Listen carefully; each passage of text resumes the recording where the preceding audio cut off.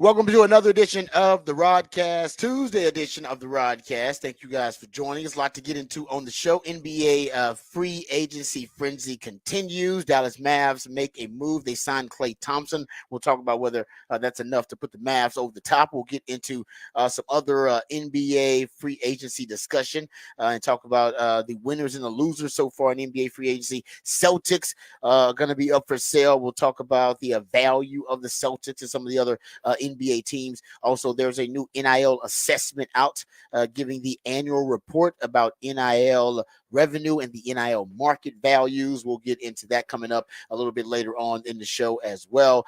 There's also, I know it always comes up, the horns down. It's coming up again. All right, with Texas now with them officially being a member of the SEC. Greg Sankey was asked about horns down. We'll tell you what he had to say about it. We'll also get into Paul Feinbaum clarifying his prediction that Arch Manning would be the starting quarterback by the end of the year. He wants to clarify. Yeah, he's backpedaling a little bit. I'm a DB, so I know something about that. Will there be a second-year slump for CJ Stroud? I'm betting against that. We'll talk about that too coming up. CD Lamb, there's a rumor.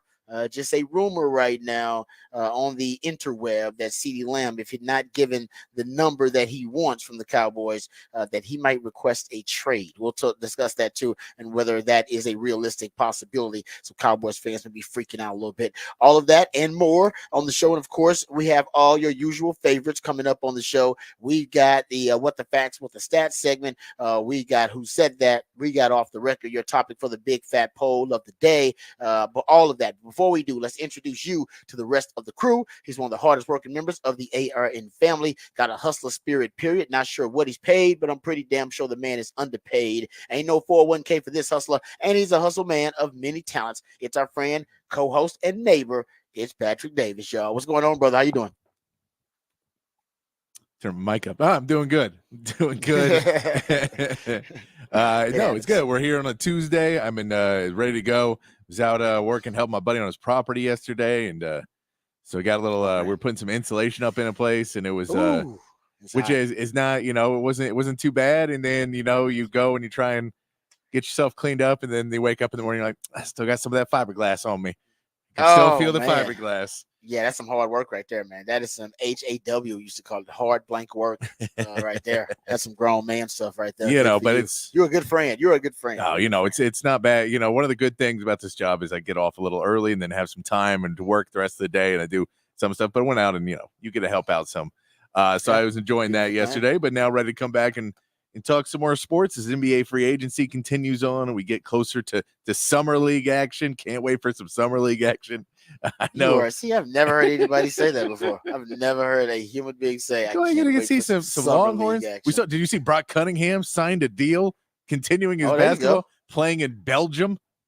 That's pretty damn. I did not know that. That's pretty sweet. Brock Cunningham heading to Belgium. So I like watching these guys play. Once you watch them play in Texas for years, and then you'll see if they can do anything in the summer league. You'll be watching Dylan DeSue and the Raptors. I'm sure I'll be watching some of that. But let me tell you about my co-host. He's a proud alumni of DBU. He's got more papers than Dunder Mifflin and watches more film than Siskel and Ebert. He is the new Rod Father of Austin Sports Radio, Mr. Rod Babers. I appreciate that intro as always. And of course, we will have your Horn headlines, of course. We'll get into that coming up and give you all the top stories of the day. But, of course, I want to give my man Patrick's thoughts about NBA free agency, about what the move the Mavs made. We'll get into that, too, coming up here in this segment. And the Celtics being up for sale. That actually is another big story coming out of the NBA. That is, I think they got the fourth most valuable valuation of any team in the NBA, and they're at like 4.7 billion or somewhere around there. So we'll get into that, too, coming up a little bit later on in the show. But first, let's get updated. Let's get educated. Let's get informed on all the top stories of the day. We'll come back and discuss some NBA. But first, Patrick Davis and the Horn headlines. All right, your Horn headlines brought to you by Top Gun Rentals and Lawn Equipment. In the NBA, free agency negotiations continued yesterday with the Mavs adding Klay Thompson to their roster on a 3-year, $50 million deal. The 34-year-old Thompson averaged 17.9 points last season with his 13th season with the Warriors. The Celtics were also busy extending Derek White with a 4-year, $125 million contract and giving Jason Tatum the largest contract in NBA history, a 5-year, $314 million extension. The Astros got a 3-1 win over the Blue Jays on Canada Day yesterday. Hunter Brown pitched 6 shutout innings, and Pena and Alvarez added home runs were enough to get the job done to push the Astros now to 2 games over 500 and 3 games back from the Mariners for the division lead. The Astros will send Spencer Arrighetti to the mound tonight, taking on the Blue Jays again, trying to make up more ground with 12 games left until the All-Star break. And the Rangers are back in action tonight against the Padres with Nathan Eovaldi getting the call to start. Eovaldi is 4-3 on the season with a 3.45 ERA and hoping to get some run support from a lineup who has disappeared at times this season, while Wyatt Langford is looking to build on his success after hitting for the cycle on Sunday. Corey Seager's MRI on his wrist came back negative after being hit by a pitch on Saturday, and he is now listed as day-to-day. That is your Horn headlines. All right, Patrick, thank you for the Horn headlines. We appreciate those. We can start with I want to get back to that Jason Tatum deal as well. I want to talk about that a little bit too. But let's start with the news closest to home, the sign and trade that sent Klay Thompson to the Mavs. And he signs a 3-year deal with the Mavs, and I think that's kind of the minimum for a sign and trade in the NBA. He obviously had some other choices, chose that he wanted to be a Dallas Maverick, and there were reports that the Mavs met with him. So this was a recruitment, if you will, by the Mavs, a successful one. Yeah. To get Klay Thompson, and his father played for the Mavs. Back in the day. I didn't realize that as well, doing some research. His dad played, so there's some history there to rely on. But what are your thoughts? You know what Klay Thompson is now. I mean, last game we saw him play when he was 0 for 10. So yes. It was a bad last impression. But Klay Thompson is a proven commodity. He is just obviously aged. He's 34. What can he bring? What's going to be his role with the Mavs? What can he do for them? So the question is going to be what we see when he gets out on the court. I think it does rejuvenate him a little bit. We'll see how long that lasts in the season. Once you get the wear and tear of a season, if they're able to manage his minutes properly, then I think there will be a little bit of rejuvenation of doing the same thing with the same team for 13 seasons. And then that last season, not getting the contract and forcing things at a point and trying to prove that he could be this other player. The reality is, does he fall into Scottie Pippen post Michael Jordan, which he was never Scottie Pippen, but at the same concept of a guy who, when you take him out of the system that he's used to and the players that he's used to, he tries to force and be the superstar, and he's past that point in his career anyway, and it never quite works. Or does he fall into the role where he can play what he does and hit those threes? I mean, that's really what they wanted, is to add some better 3-point shooting around this team. I think they felt if they had 3-point shooting in the finals, they had a better shot in it. And so they added a Najee Marshall yesterday, losing Derek Jones. But one of the things, you lose Derek Jones, you add in Najee Marshall, who's an okay defender. I don't know if he's as good as Jones, but he's improved each season he's been in the league. So maybe you think, you can get him up to be a little bit better perimeter defender. He can hit some threes at a higher clip than Derek Jones was. That gives you a little bit more help. And then you put in Klay Thompson, who can hit threes at a better clip. He is still a pure shooter. I know he was 0 for 10 in that game, and guys were off it. I think that was somewhat more. There was some more yips in that too. Guys realized, a bunch of shots in his last year, they were leaving him open because he was just missing. And the more you left him open, the more he was in his own mind. Normally you can get over that in an off season, especially you move to a different location. You get some different people around you. You can work that. He has the mechanics, so it's a thing that he can get through a little bit quicker than some other people. So, as much as it could come back to bite them, you take a risk in anybody you're signing, especially in this class. It's not like there's a great, there wasn't a bunch of free agents you could sign that were sure things, So I don't know if there's, I think the upside of it, you need to add something, you need to do something. You don't really have the trade assets to go out and get something within the trade market. So this was basically the best thing you were going to be able to get, was somebody like Klay Thompson, who doesn't need the ball in his hands necessarily, can play well off the ball, let Kyrie and Luka get downhill, and then kick the ball back out to him and see if he can hit them some threes. The bigger question you ask is, his defense has just fallen off after the injuries. And so while he was probably 4 or 5 years ago one of the best perimeter defenders in the league, he is so far from that now. So being put into the system, is he going to be able to step up in that, or are you going to have issues with him and Luka on the court together, that there's now two guys who aren't playing top tier defense and two guys that they can switch on to. That's your biggest concern of having Clay. But what you're hoping is, again, you're hoping for that Ray Allen role in Boston and Miami. That's kind of what you're hoping for, which is a really pure shooter that you can put out there. He can hit some big threes for you. He's been in clutch time before. He has won championships before, adds a little bit more pedigree to your team. So it depends on what attitude he walks in with. It depends on, if he can keep that positive attitude or if he starts to get into upset Clay, who wants to prove everybody wrong. When that guy starts trying to dribble and create, he becomes a much worse player. He can do it better than some others, but that's not what his strength of his game is. His strength is shooting.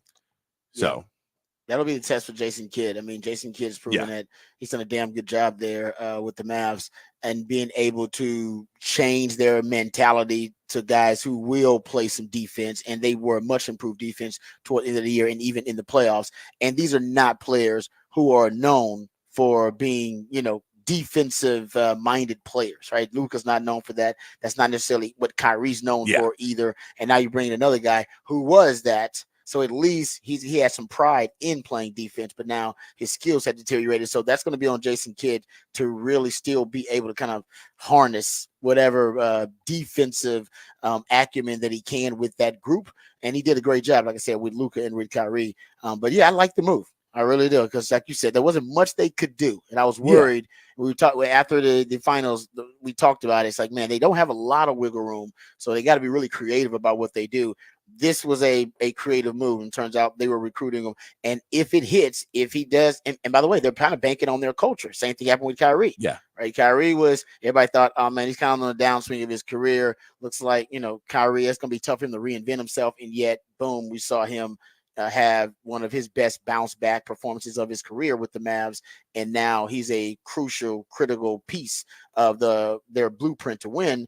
And I think Clay's older at 34, but I do think, Clay could have three really good years in him, to end his career with the Mavs and help them compete for a championship. So I like the move considering what their options were. Yeah, exactly. That's the biggest thing is you don't have a ton. You have to take swings. You made it to the finals. You don't want to regress. And if your offseason includes you lose Derek Jones and you add Najee Marshall, I mean, you just didn't do enough in that offseason. You have to try and add more pieces. So I get it. And I think that it's a risk reward, but you have to take that risk. The risk is not too much either. You have that contract. It's going to be pretty tradable after this season because they'll have 2 years left on it. Someone else will believe they can, turn him around. It's a pretty favorable contract for Clay because he took a little bit less because of it being in Texas. And that was one of the pieces of it that the Lakers really wanted him as well. But he said, well, if I go to the Lakers, I have to pay California state taxes. So even though the money's a little bit better, the money becomes worse than that. So I can go to Dallas and not pay. The money equals out, basically. So he decides to go to Dallas. And for Dallas, it's good. You had to get somebody. You really had to add somebody in this class, free agents. And so adding a Klay Thompson, adding one of the bigger names that was in it, makes a splash, makes you feel like rejuvenates that team a little bit too. After losing the finals, okay, we got somebody else. Let's go in there, and we got a guy who's got rings. Proven. So we know he can walk in and kind of help us. So Kyrie's got a ring. Now you got Clay's got rings, and now the goal is get Luka a ring. Yeah. No, and I love the fact that they won, and obviously it's a different Lakers team with a first round exit from the playoffs. But I think he probably looked the Mavs better chance to win a title. And hell, you want to recruitment against LeBron James. I mean, that's pretty damn good. LeBron's trying to recruit you, and yet Kyrie and Luka seem like a more attractive option for Clay. So I think it's a good move for the Mavs. It's we talked about in the offseason about all the teams in Texas, the NBA teams, what are they going to do? Really interesting offseason for all of those squads. Mavs coming off a finals appearance, first for Luka. Of course, the Wemby experiment. What are the Spurs going to do, and how much urgency is it for the Spurs to do something right now? And then for the Rockets, who thought they should have been at least battling for a play-in last year. and they should be in a play-in situation or on the cusp of it potentially this year. Really interesting offseason for all those Texas squads. So yeah, we'll get back to that conversation. And we can sorry, say too, when we talk Texas teams, I think that does put the Mavs a little bit more, that you won't see any more big moves from the Mavs this offseason. Yeah. I think that that'll be pretty much it. They may try and make some other, smaller splashes, but nothing probably that big. The Rockets and Spurs, though, are both looking to make something else still happen. Both Rockets were trying to trade for KD at one point. They were trying to get Booker, yeah. So they're looking at moves, but they're looking at other teams as well. They really still want to make a move, and the Spurs are still keeping an eye out to see if they can add another piece to this team. So both teams are still, involved in trade rumors right now. They're definitely not done with what they want to do this offseason. Yeah, that is the buzz in Houston, that they want a proven star. Yeah, not just a good veteran player. They want a proven star potentially to add there. That's why they were looking at KD and looking at Devin Booker. So I like that the Rockets are. I mean, they feel like they got a good nucleus. They feel like they got a good head coach now. Why not shoot for it? Especially what? Don't wait too long, because the West is young now. The West has had there's been a resurgence of youth and kind of these new. Just new blood in the West. So you can't afford just to wait for a window. Just go for it. It feels like they're that team that has so many guys that are not quite a star, but really good players. And they just don't want to wait and then say, well, now we got to pay and pick which ones we're keeping and kind of regress a little bit. And then hope we can get a star later down the road. Let's trade some of these guys off and a piece forward to get that next star. That's where they want to go right now. I get it. They're probably a year or two ahead of schedule if they do trade for a star. They may be pushing it a little bit, but at the same point, you don't want to get stuck paying all those contracts and you're behind it. Yep. I totally agree. And sometimes you can kind of look for a window. Like I know people were doing that in the East with LeBron. You kind of look for a window with the talent you have. There's no window really in the West right now. No. You just got to go for it. The window, right? Because all the young teams are up and coming, and then the old teams are already pretty much done. The window has passed. The young teams are now. They're in the middle of their window right now. Maybe the Spurs in like 3 or 4 years. Yeah, because you say OKC right now looks like world beaters still. That was a team that got experience losing to Dallas in a series last year. They add Alex Caruso via trade. They bring in Isaiah Hartenstein now too as well. Bring in to help out in the center position. They've made some moves, draft picks. They look good. They have more ammunition if they want to make another deal as well. So they're looking really good. And that team looks like, okay, it's taking a step up. You don't know where Minnie's going to be after this year if they can continue to grow. But they're going to be there.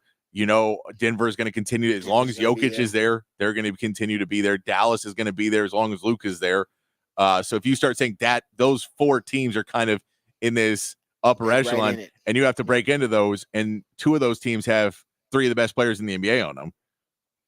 Exactly. That goes. And they're young. And it's possible SGA's on one of them teams too. So it could be the 3 best players in the NBA are on 3 of those 4 teams. And we say Anthony Edwards is on another one. If he takes another step forward, you just have to be able to find somebody. And that's where the Rockets have the issue, is they clearly don't have a top 10 player in the NBA on their team right now. That's a great point. Yeah. They really got a nucleus of good, but they don't have a great, and they need at least one great on there with them. All right. Good stuff there. Okay. Let's real quick, so we're talking NBA, we might as well stay there. Let's stick with the Jason Tatum deal. What are your thoughts about Tatum signing the richest deal in NBA history, 5 years, $314 million? Everybody knew it was coming. They had no choice. This was going to happen, especially after they win the title. Everybody gets paid after they win the title. But man, the Celtics are not afraid to spend some money on their stars, and it worked out for them. By the way, it's kind of what the Rams did. They just paid everybody, and they figured, hey, you know what? It's well worth it. Maybe we can make one more run at it with this group. But there's a lot of money allocated. I'll give you the number to their top 5 players now, making Jason Tatum the highest paid player in the league. It is, but this is really expert ownership levels here, because they basically built a team, drafted well, got everything put together, win a championship, lock up their star players, and then put the team on the market and say, here's a ready-made championship team with stars locked in. Mm-hmm. If you're one of those billionaires who wants to throw a bunch of money at something and wants to win, and you're watching these teams go to Phoenix or somewhere else and buy teams that can't. I'm giving you a championship. I'm giving you a champion right now. So why don't you come by the Celtics? And it's an investment group that owns it right now. So there's not a person. There's not a person that's right there that's going to be there. I think they understand this is the time to go out and try and get a eccentric billionaire who wants to be a champion, and it's ready made for him. It's a good you're not walking into a new house. Build it. You're not walking into a new house. They go, well, we got to change the floors, and we'll probably paint the outside, and maybe no. You walk in and go, this place is beautiful. Fully furnished, huh? Fully furnished, ready to go. That is what the Celtics are right now. Yeah. And so you pay Jason Tatum because, this is what he was going to get to max contract. That's why if you look at the top salaries, if you look at the top salaries in most sports, they're kind of divvied up, and you can see this guy's 1, this guy's 2, this guy's 3. In the NBA, you just get max contracts. So there's 3 or 4 guys that are at the top, and then so Jason Tatum will get tied within a year or two. There'll be 3 or 4 guys tied with him is getting paid that much. And then next contract and next, that's how the NBA works is you get max contracts, and they're relegated by how many all NBAs and how many all-star games and all of that you play on, that you get selected as a part of to show how much you can make your year's experience as well. So it's not surprising. I get he's not a top 3 player in the NBA, which he kind of everybody wants him to be, but he's not. He's probably a top 5. But he may be slipping out of that too. But it's like he's still a really good player. He just has not shown the clutch gene. He hasn't shown that he's got the dog in him. He's just a good player. He's a really, really good player. So you get that you may not want to, but what are you going to do? Are you not going to keep him? Are you going to trade him? You just want a title. If you want a title, and I think that's silly. Get paid after you win the title. Yeah, you don't let a guy like that walk away, especially when he's 26. I think. Yeah. You go ahead and lock that guy up on a 5-year deal. Yeah, he's got a trade kicker in it. It's got no trade clause or a player option for the 5th year, but that means that's it. 30 years old, he'll opt out and sign a new max contract most likely with the Celtics. Yeah, Celtics highest 5 highest paid players set to make combined $919 million in contracts. Tatum, 314 million over 5 years. Jaylen Brown signed that 5 years, $285 million deal. Seems like a bargain now. Drew Holiday signed that 4-year, $134 million deal. Derek White, 4 years, $125 million. And they signed that Kristaps 2 years, $60 million. And you're right. They did such a great job constructing the team that really they had depth. And they had star talent. They were paying at the basically at the high end of their roster construction. They really did. I mean, that was just an amazing job by Brad Stevens and company to really turn this Celtics roster into the best roster in the NBA. And it's kind of the lesson, I think, maybe. Now, I don't know if the 76ers are doing this too, because the 76ers, I don't know if they have the depth. A lot of people are high on their move to bring in Paul George, and it is a great move. But basically, the Celtics shows you got to have the depth, because the injury issues that we have talked about in the playoffs, and I can bring up the numbers because we brought them up during the playoff run for the Celtics. Man, how can you sustain them? Even the Celtics have to deal with injuries, and they had Kristaps Porzingis out. Yeah, I wouldn't even say it's depth. I think they've shown that you have to take chances to bring in some guys that maybe like a Porzingis that may be hurt, but okay, in the right moments, he's going to be able to help us out. You have to kind of take that risk, pay that money. Drew Holiday makes a lot of money. He's an older guy. People, have questions about whether he was still going to be able to contribute at that level. The Bucks clearly did, because they got rid of him to bring in Dame Lillard.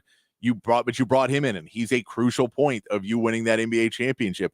Al Horford is a guy who's a little bit older. You have to take those shots in what you're doing, because they didn't really have a ton of depth of where, like, New Orleans is a much deeper team. They just don't have the guys on top. But New Orleans could go 10 deep in a roster. That's not, you don't want to be 10 deep. You want to be 8 deep solid. And Boston was probably 7 deep pretty solid. So that's, if you go, we 7 deep, and we got we have a guy that we feel we have a former all-star that can come off the bench for us as well. You bring in some young guys like Derek White. You bring in some older guys like Al Horford and Drew Holiday. Those types of moves are what helps you build that team, but you have to take those risks. And that's what Philly's doing with Paul George. You have to go out there and put it out there. If you keep trying to make the smart move over and over again, you can do that. Like the Spurs are at the point where they can kind of play it a little bit safer right now because their window's not open yet.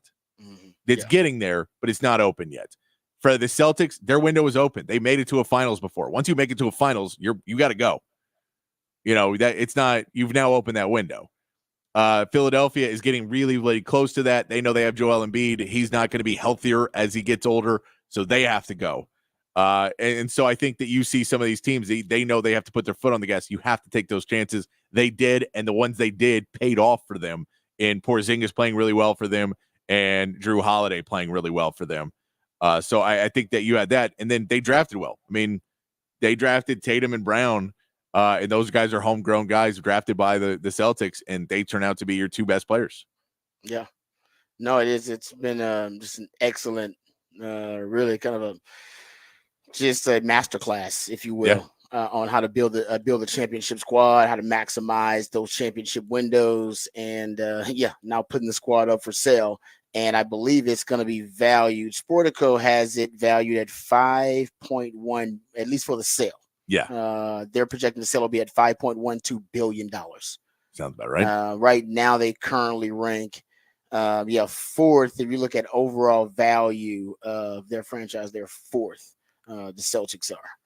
And I believe they're behind the Golden State Warriors, the Knicks, the Lakers are there. And then I think they're right ahead of the Bulls.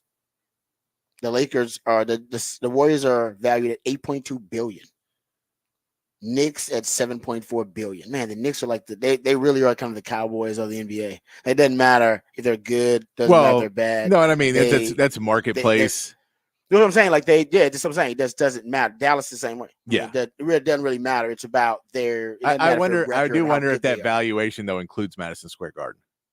I'm sure it does. Yeah, I'm sure that adds a little bit, doesn't it? I'm sure. Yeah, no question about it. I mean, now it's a little older. But like I said, it's still it doesn't necessarily matter if they're good or not. And what yeah. It's like doesn't necessarily the Golden State Warriors. That's a lot of that is about their run and their dynasty. There is, but they also built that new arena. No doubt. That's a big part of it. They moved from Oakland to San Francisco. They crossed over the bridge. That was a big one for them, making it very valuable.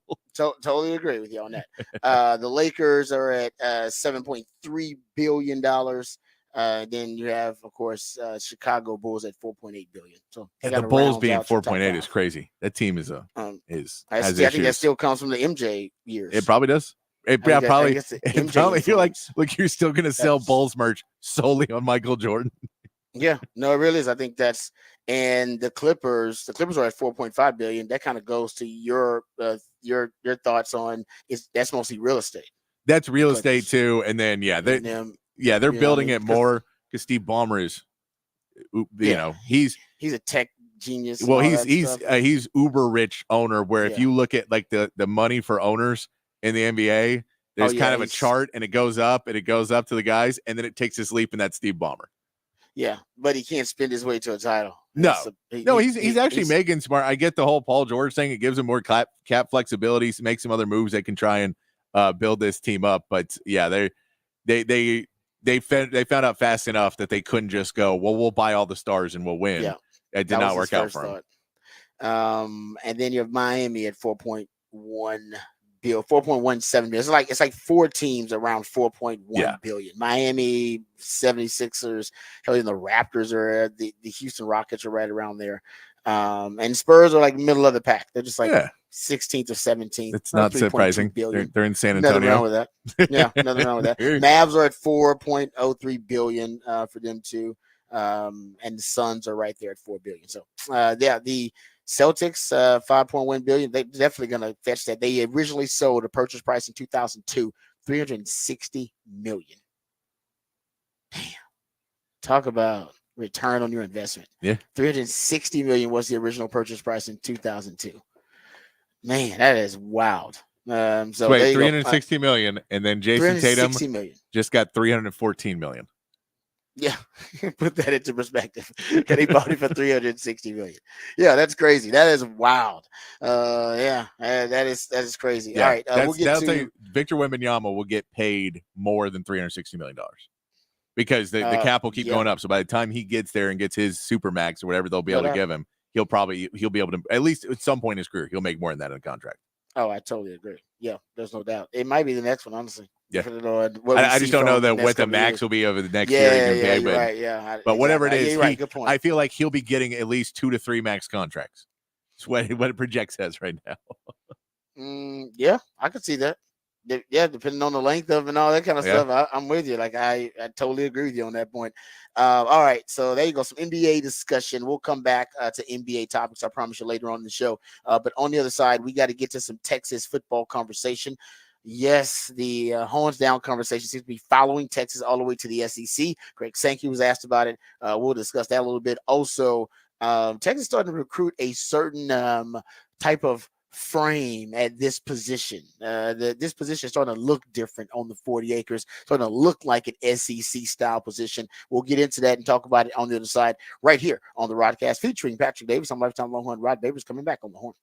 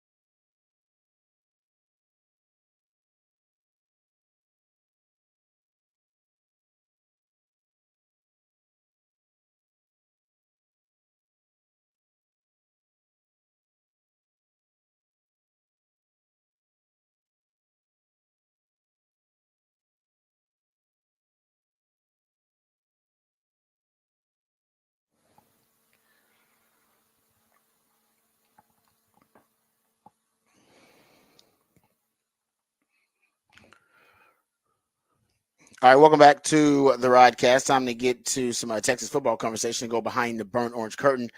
So yesterday we played the audio of Paul Feinbaum saying that he thought by the end of the season that Arch Manning would be the starting quarterback. Well, he wanted to clarify because apparently that thing blew up quick on him, went viral on him. So he's been asked about it ever since. And he went on SEC Now. He actually went on SEC Now later that night. And I guess this quote didn't go as viral as the Arch Manning one did. And he said, quote, I may be feeble, but I'm not that feeble. When the guy said end of the season, I thought he meant end of the season. I don't want to back away from anything I said, but I did give an interview earlier to a young man with the local TV. I've been seeing that pop up, and I'm like, I'm going, what was I drinking? I'm glad that you gave me a chance to clarify it because I was really thinking end of season. He's going to be the starter next year. I said guaranteed, mark it down. I would never impugn Ewers because I think he's probably the second best quarterback in the country starting the year. Boom. There you go. So he just says that he meant after the season is done, then Arch Manning will be the starter for the 2025 season. But the way he said it was just, it did not. It's a misspeak. He misspoke. Yeah, that's what I said yesterday. There was a point of when he said, I think he could place in the season ago. That didn't really make sense, but it felt like he was trying to make something that was a big statement and sounded good, but also could have it out, give himself that back out. Yeah. No, good for him. I think, maybe he didn't think it would blow up like that, but yeah, it blew up on him.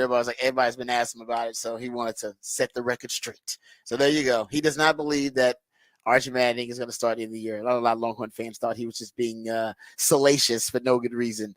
But listen, he said a lot of things actually, but that was the only thing I disagreed with.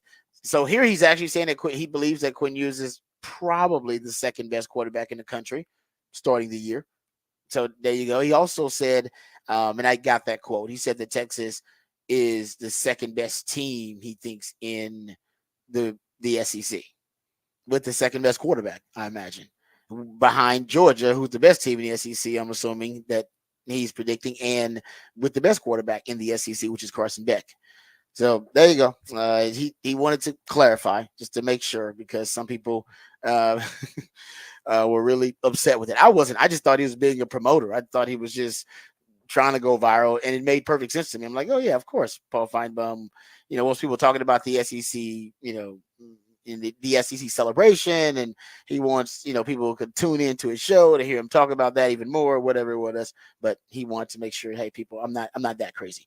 Also, Greg Sankey, he was asked about a lot of things, but he also was asked about the horns down. Don't know why he was asked about it, but he was. And he said, I won't be, and they asked him, would the horns down be a penalty? That was essentially was the question. Because in the Big 12, we know. Was this while he was at Oklahoma yesterday? That would probably be more reason why he got asked this. Let me see if it says yes. I'm assuming it is because it's via Sooner Scoop. Yeah, so it had to be because they were all at the celebration for OU yesterday. But I don't know. He still was.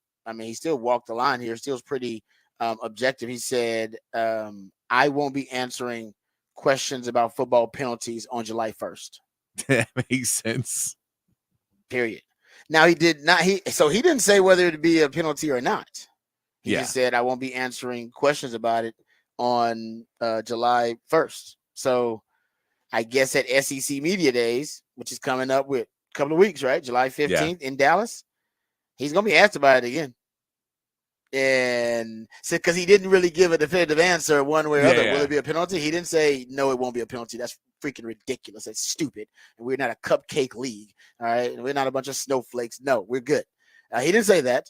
He didn't say, oh, it will be a penalty because we don't believe in taunting in this league, and we want to keep things on a certain standard of civility. Blah, blah, blah. He didn't go into any of that. So he just said it won't. So to me, I guess it still could be. I think he'll go with if it's blatant taunting, basically you're doing it to another player, which is basically within the rules. If you're taunting another player with it, and maybe even if you're, I think the fans should be okay. But if you're taunting a player with it or a sideline or a coach with it, I think then you'll be penalized. But if not, they should let it go. The Big 12, they had crossed the Rubicon because they started penalizing gestures to the crowd.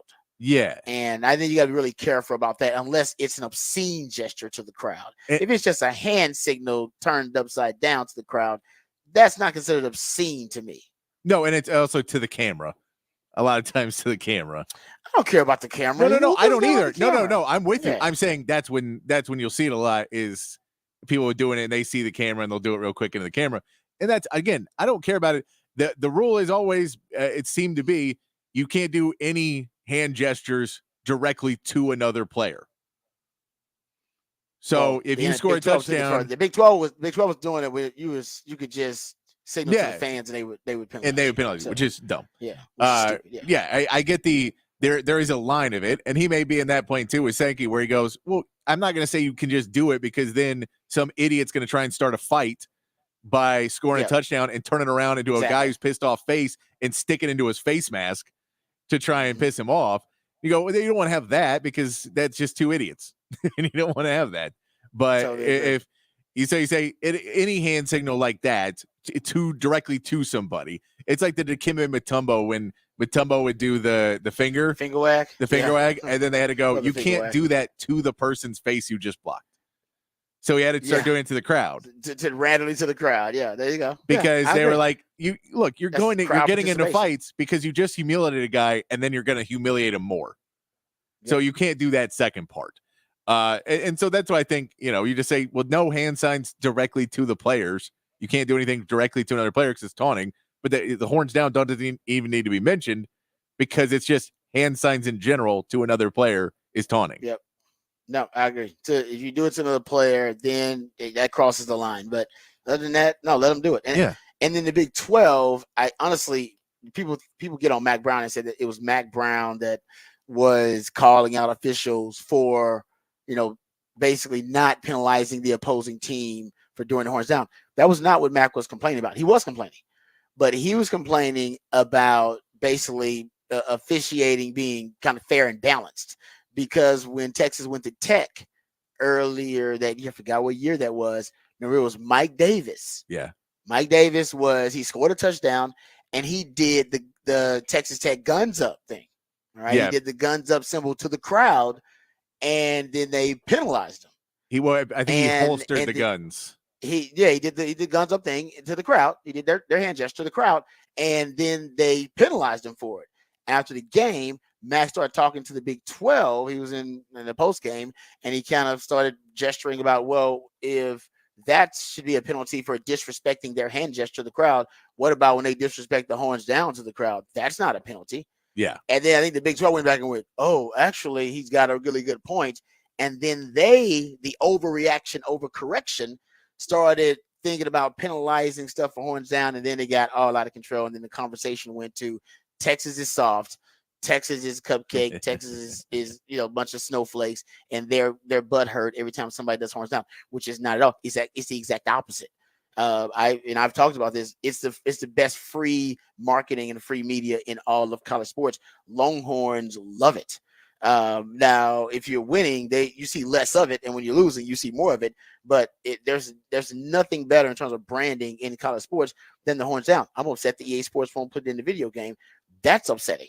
But the SEC, as Patrick and I just broke down, they should only do it if it's taunting, like everything else that's taunting. But horns down, it should be welcomed. It should be welcomed, and it's basically the college football's version of the middle finger now.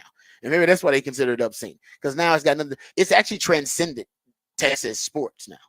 You can see it now anytime there's a fan just trying to throw something up that they want to deem as disrespectful, or they just want to throw out there something obscene, they throw the horns down. Instead of throwing the middle finger, they throw the horns down.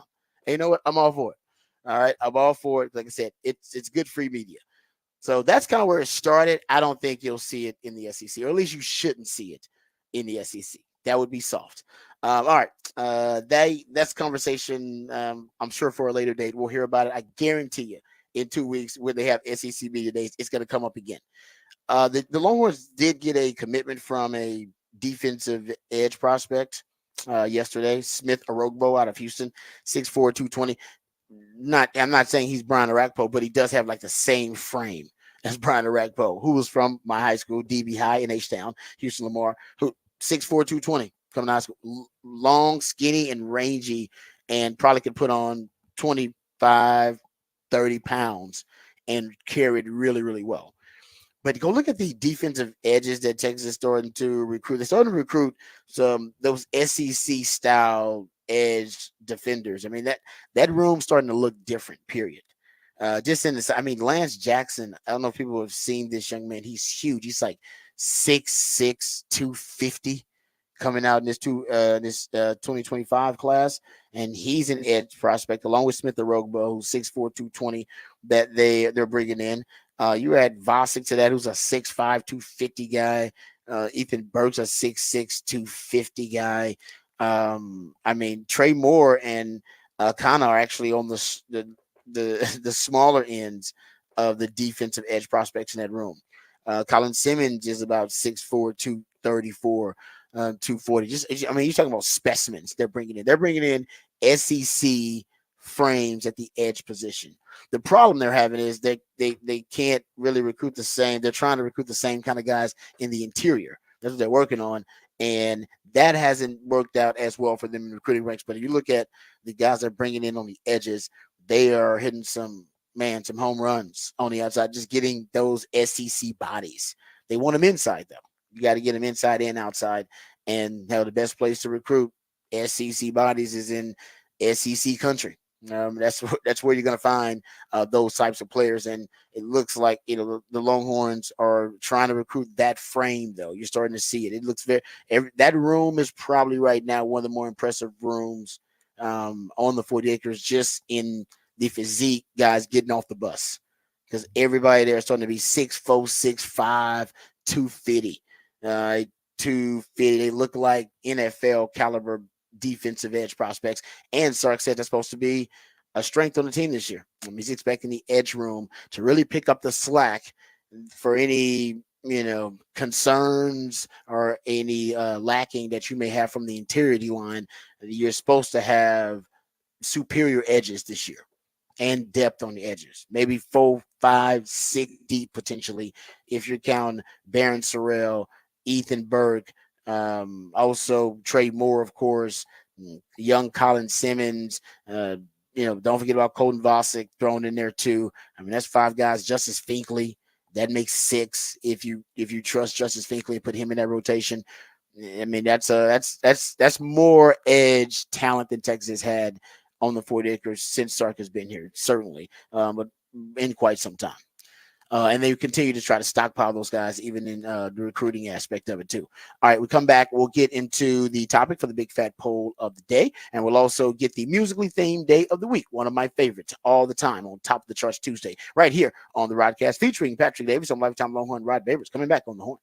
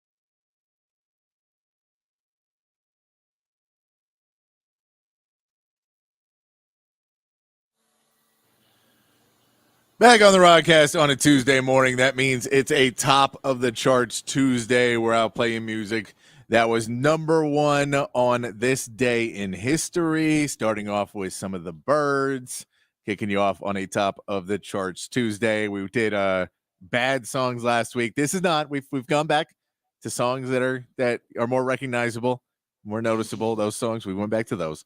That was your top of the charts Tuesday today. Why don't we get to the big fat poll of the day? Text line is open 512-447-3776. Patrick's big fat poll of the day on the Horn. Big fat poll of the day today. I've started to see some way too early rankings come out for college basketball, and with the signing of Arthur Kaluma, Texas is climbing in those rankings. They are now being thought of as much more contenders after adding Arthur Kaluma, and was looking at some numbers the other day and wanted to ask you guys the poll question of the day today, which is, who will lead the Longhorns basketball team in scoring this season? Who will be their number one scorer? And this is why I'll ask you this, is because of the guys they have brought in now. Three of their transfers in averaged double-digit points. The Longhorns only had two double-digit average scorers last year on their roster. Max Asmith was at 16.8 last year. Dylan DeSue was at 15.5. Sorry, they had three. Tyrese Hunter was 11.1. So they had three on their entire roster last year. Asmith, DeSue, and Hunter. Dylan Mitchell was at 9.6. And then Caden Shedrick came in at 5th at 7.7. So the question of the day, who will lead the Longhorns basketball team in scoring? Give you some numbers of who they've got in. Jordan Pope, the kid from Oregon State, who's going to be point guard for them, 17.6 points per game last year for Oregon State. We know Tremont Mark is from Arkansas, 16.2 last year for Tremont Mark on Arkansas. Arthur Kaluma, they just brought in from K-State, playing in that Big 12 conference that was very tough last year, 14.4 per game for Arthur Kaluma. So you put that, we got to add in Trey Johnson, who we have seen average in big games about over 20 points per game. This is in high school, though, in some tournaments for the stats you can find. And, you know, when you're trying to figure out, they're just not great stats in high school, we know. So trying to find out what he was actually averaging. But when you find out his tournament numbers, he was usually averaging over 20 points per game. So it could be Trey Johnson. That could be your freshman coming in. And then Caden Shedrick is also on that team. He's going to get more minutes this year, you'd assume. So he is another person who averaged 7.7 for the Longhorns last year. Will he be a more pivotal part of the offense this year? But that's the question now. Who will be the Longhorns basketball? Who will lead the Longhorns basketball team in scoring this season? Well, that's good. Honestly, it seems like the fact that you can ask that question and you have the four options you laid out there. Yes. You think it could possibly be. That's a good sign, right? Because the whole point is you need more guys that can create on their own late in the game in clutch time. Exactly. Who can, right? Basically. That's where it was you had Dylan Mitchell, who had 9.6, but a lot of those are on putbacks and not necessarily where you need him to score in big moments. Tyrese Hunter at 11.1. We know that was because he had some really good games, but he also disappeared in some games. And then Asmith and DeSue were basically carrying your weight a lot of the times in scoring. And Max Asmith was doing that a lot of times as a bulk shooter, which is not exactly what you want. So to see these guys they brought in, adding Arthur Kaluma, who is a number, 14.4 a game coming in, that is big for this Longhorn team. And it was just, I saw them, a lot of the polls that are coming out, people are starting to take notice of this Longhorns team as someone who can do some damage next season. We've already talked about that. It's really the depth in the front court is a little bit of their worry, where people are a little bit more worried about if Shedrick can stay in and be the guy at center and play big minutes for them. That's kind of the biggest concern. But other than that, this team looks pretty good. And then it's all about what can the freshman, Trey Johnson, do? Yeah, because if he's as good as advertised, then this team's going to be really good. Yes, they got a chance to be really good because they got some guys who've already proven it at this level. They can get him playing at a really high level too, as a phenom or a prodigy. This basketball team could really reach their ceiling, reach their potential. If you say you have three guys that average double digits, and then Trey Johnson on top of that being your leading scorer, if he comes in and starts to play like how you think by the end of the season, if you look back at, I'm not saying he's going to be a Kevin Durant, but that kind of guy where you think he can be a star player for you as a freshman and be a guy who starts to carry your team. That's where you want to see Trey Johnson, and that's when this Texas team can start to take off. Yeah, no, it's good. That's a really good point. All right, so Texas basketball fans, men's and women's, but men's should be excited, of course, because Rodney Terry with a great way to end the acquisition cycle there with bringing in Kaluma, a potential walk-in starter for the Longhorns there. All right, so that's the topic for the Big Fat Poll of the day. Who do you think is going to be the leading scorer for this Texas men's basketball team? We'll get that posted for you at the Horn ATX on the X account. All right, we come back. We'll get into a discussion that I saw on Cowboys Twitter. And you know what? It actually is a discussion the Cowboys need to have. And I hope the organization is having the same discussion.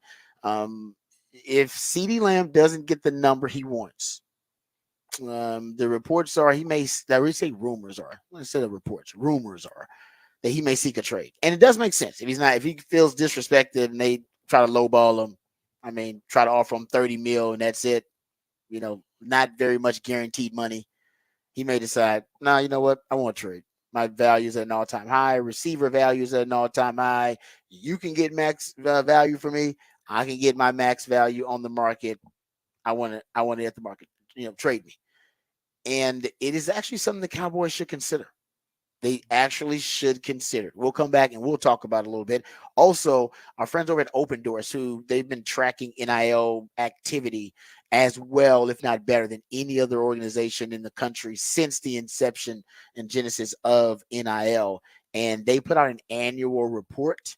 And it's great. Well, it's not great, but it's very insightful. It shows you how much money there is flowing into the NIL marketplace, and it is mind-blowing. So we'll talk about that on the other side and get into that a little bit. Rod's rant of the day. We'll get into whether CJ Stroud's going to have a second-year slump. All of that and more right here on the Rodcast featuring Patrick Davis. I'm Lifetime Longhorn. Rod Babers coming back on the horn.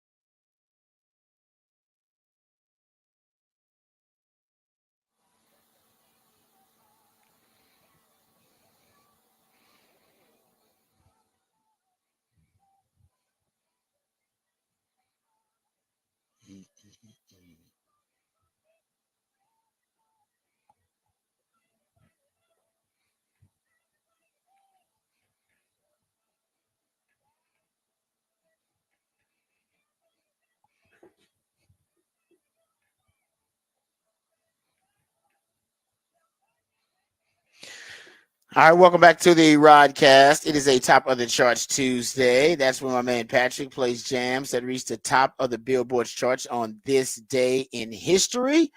And oh man, Jackson 5. Yep. Good stuff. Good old Yeah. Jackson 5.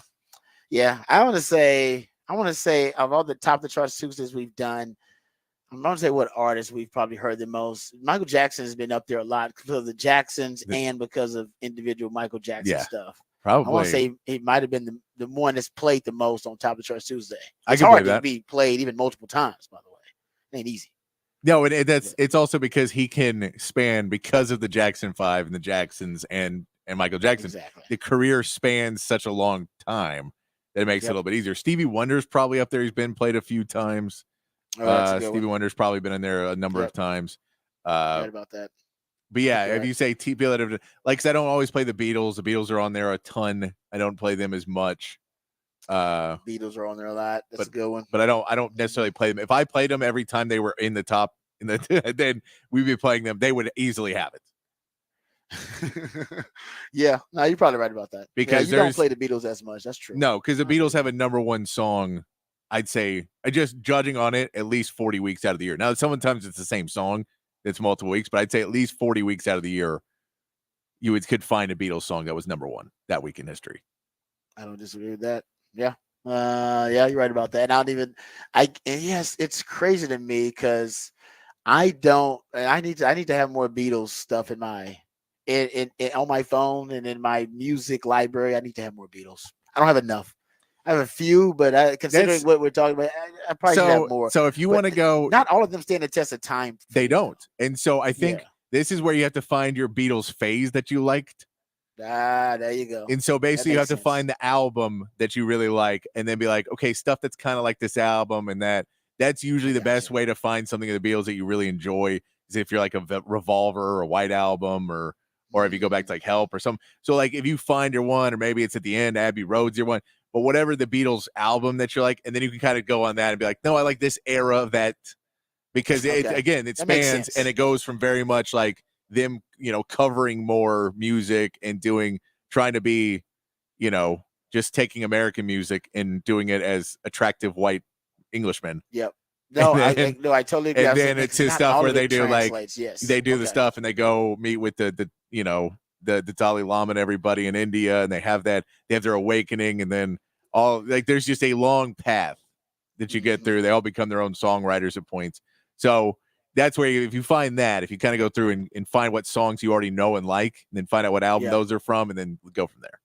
No, I like that. That's great advice. Because then I was like, man, I don't have enough Beatles, but yeah, that makes sense. And I go through the catalog, I'm like, not that one, not that one, not that one. Oh, I love that one. Oh, I love that one. Yeah, and that's if you're listening to just number ones, then you may jump around on hits from early Beatles to super late Beatles, and you're like, well, I like somewhere in the middle.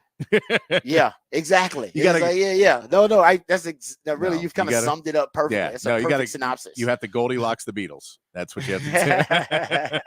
I love that. There you go. That's great advice. That really is good advice. Okay, there you go. My man Patrick always comes up with great ideas. That's why we call him the Ideallionaire. But he also comes with the topic for the big fat poll of the day, and I think this one actually is going to be they're always a great conversation starters, but this one, I don't know if there's a wrong answer, because we don't necessarily know who's going to play what role on this Texas basketball team. And the question for you basketball fans out there, Patrick has it for their topic for the big fat poll of the day. Big fat poll of the day: who will lead the Longhorns basketball team in scoring this season? Give you the four that I have up on the poll. Jordan Pope averaged 17.6 last year for Oregon State. Tremont Mark 16.2 for Arkansas. Arthur Kluma 14.4 for Kansas State. And Trey Johnson, we know, is that freshman phenom coming in who's expected to do big things. Sam Vincent on YouTube said, got to have someone that can make shots consistently. And that's true. And that's why you want to have multiple guys, because on any given night, the more guys you have on that roster who can make a shot, the more chance you have to have two or three guys that can consistently make shots for you. No, I'm glad that we can have this discussion, actually, that it could be, 3 or 4 different guys potentially on this team that can end up being the lead scorer. So that is the topic for the big fat poll of the day.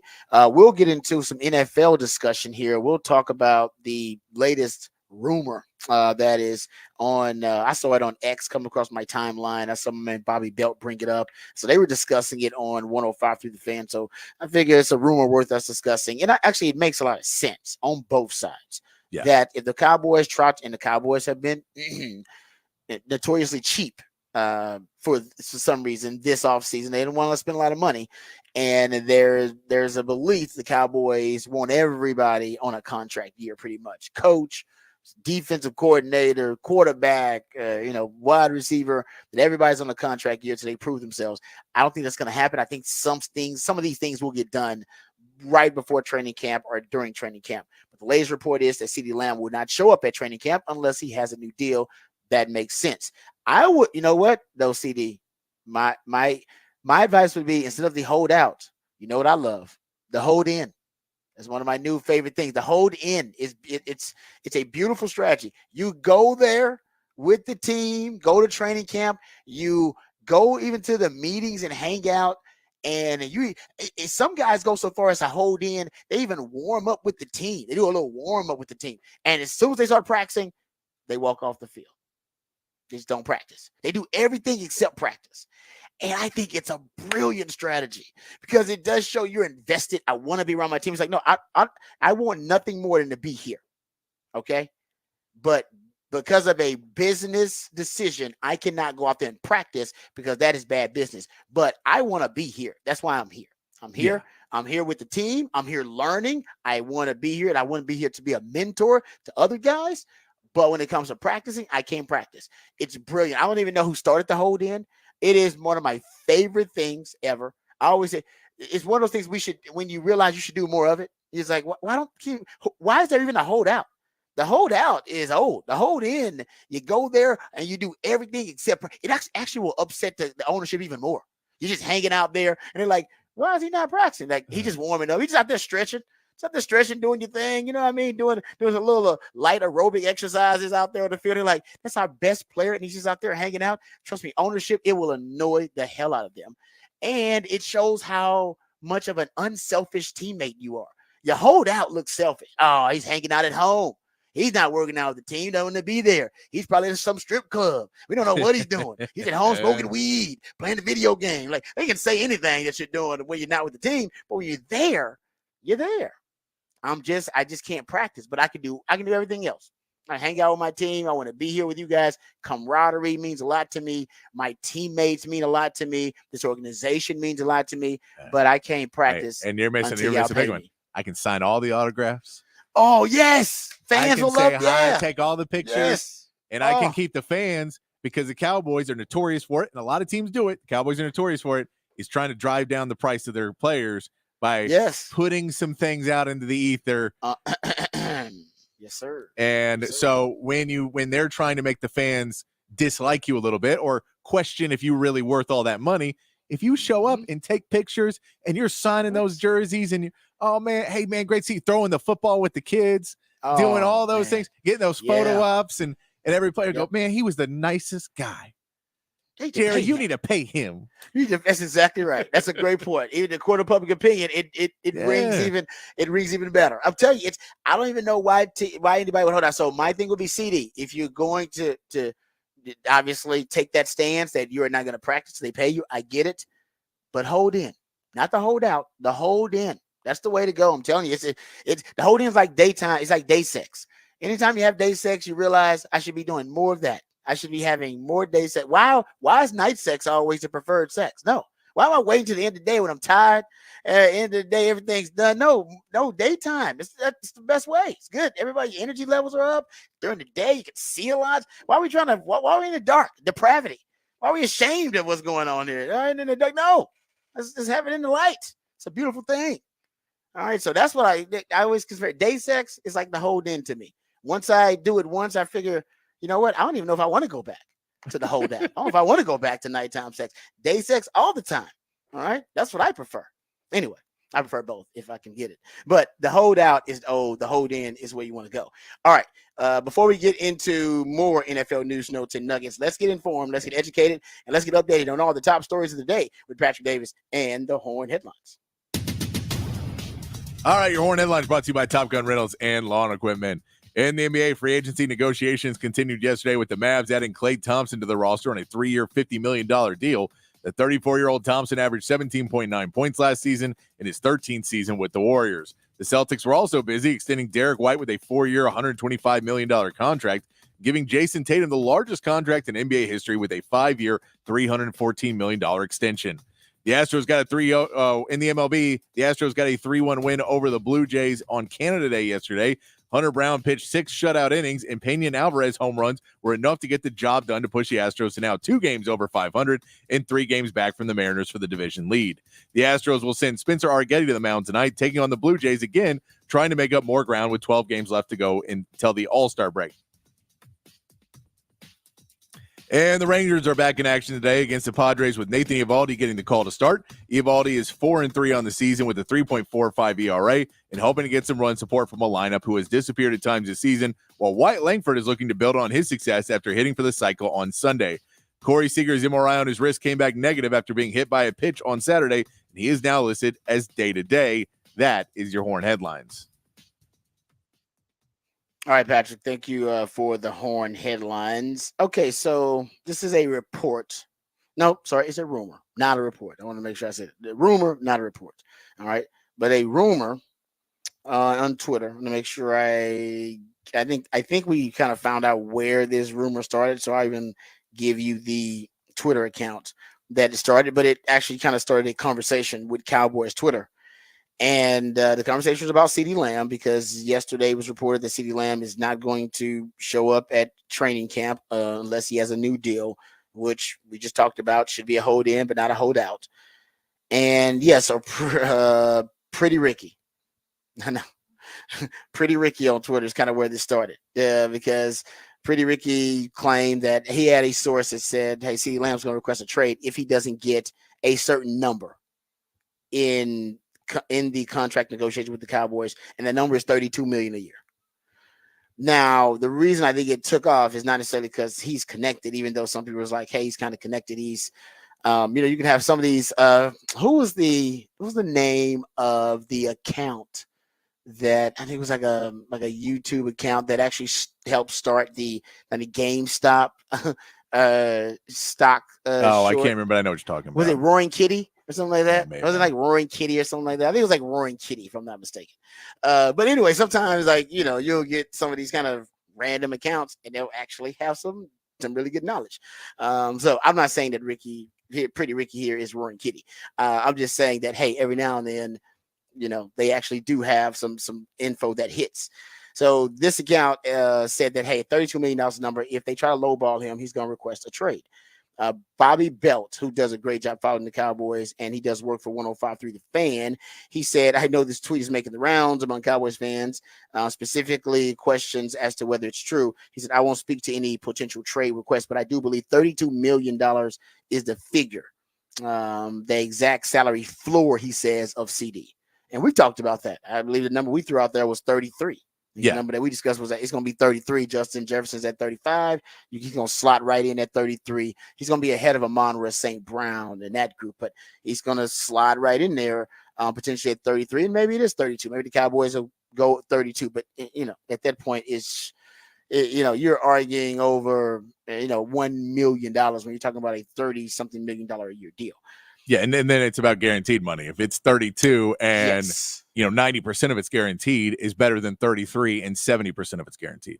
I would take 30 and give me all of it guaranteed. Yeah, exactly. That's it. How much of it is guaranteed is always going to be really the biggest point of it, because there's 2 ways it goes. One is you basically renegotiate before you get to the end of the contract because you're outplaying the contract, or they're trying to get rid of you. The contract and they're trying to get rid of you. Yeah. So they're either way, there's very rarely that it works where it's like, no, you're still at that number and we're happy. Yep. Nope. I totally agree with you. And I mean, that's the truth about all NFL deals. It's all funny money. The guaranteed money is the real only money that matters. Yep. All the money, all the rest of it is kind of funny money. The average annual value per year is more of a pride thing for the player because, hey, I worked my butt off. I want to be, it's, a status thing. But the guaranteed money is what matters. Yeah. Because other than that, the NFL, they can finagle their way out of the rest of the money. And they have. And that's Patrick Smith. You barely make it to the end of those deals anyway. The smart teams, if you're outperforming, they restructure you before you get to the end of it. And if you're underperforming, they restructure because they want to get rid of you or get you at a discounted rate. But getting back to it, so let's throw out the hypothetical. Let's say the Cowboys do lowball CD. They should not, by the way. The Cowboys should just pay CD. There shouldn't be any lowballing there. They should just pay the man his money because he deserves it. I mean, right now he's among top 3 to 4 best receivers in the game, easily. This is the way he performed last year. So let's say they lowball him. Let's say they offer him $30 million. He gets offended and he requests a trade. What do you get for CeeDee Lamb right now in his prime? Potentially one of the best receivers right now in the game. And let's go over some recent receiver moves and not the ones the Cowboys have made because remember they traded Amari Cooper for, was it a 5th round pick? Something was it a 5th round pick? Something like that? I think so. Yeah. Yeah. Well, Tyreek Hill. Okay, let's go with Tyreek Hill deal. Tyreek Hill, the Chiefs traded him for a 1st round pick, a 2nd round pick, 2 4th round picks, and a 6th round pick. That's probably the highest end of the highest end. The A.J. Brown trade, for a 1st and a 3rd. A.J. Brown was traded to the Eagles for a 1st and a 3rd. The Devontae Adams trade. Devontae Adams was traded for a 1st and a 2nd. So you got a 1st and a 2nd. You got a 1st and a 3rd. Or you got the Tyreek Hill deal, which was a 1st, a 2nd, 2 4ths, and a 6th. So that's I don't know if you'll get the Tyreek Hill deal. That's on the highest end of the highest end. You get not because you get the top end draft capital 1st and 2nd, and you get mid-round draft capital and late round draft capital. That's a lot for any receiver. He was the best receiver in the game, and he's the most uniquely gifted receiver in the game because of his elite world-class speed. You're probably closer to the A.J. Brown, Devontae Adams deal, where you get that 1st round pick and then a 2nd or 3rd. I would try to get the Devontae Adams deal, which is the 1st and the 2nd, if you're trading CD. Or, the A.J. Brown deal is the 1st and the 3rd. That's probably what's more likely. And honestly, if you probably should try to shoot for the Tyreek Hill deal if you were trading him.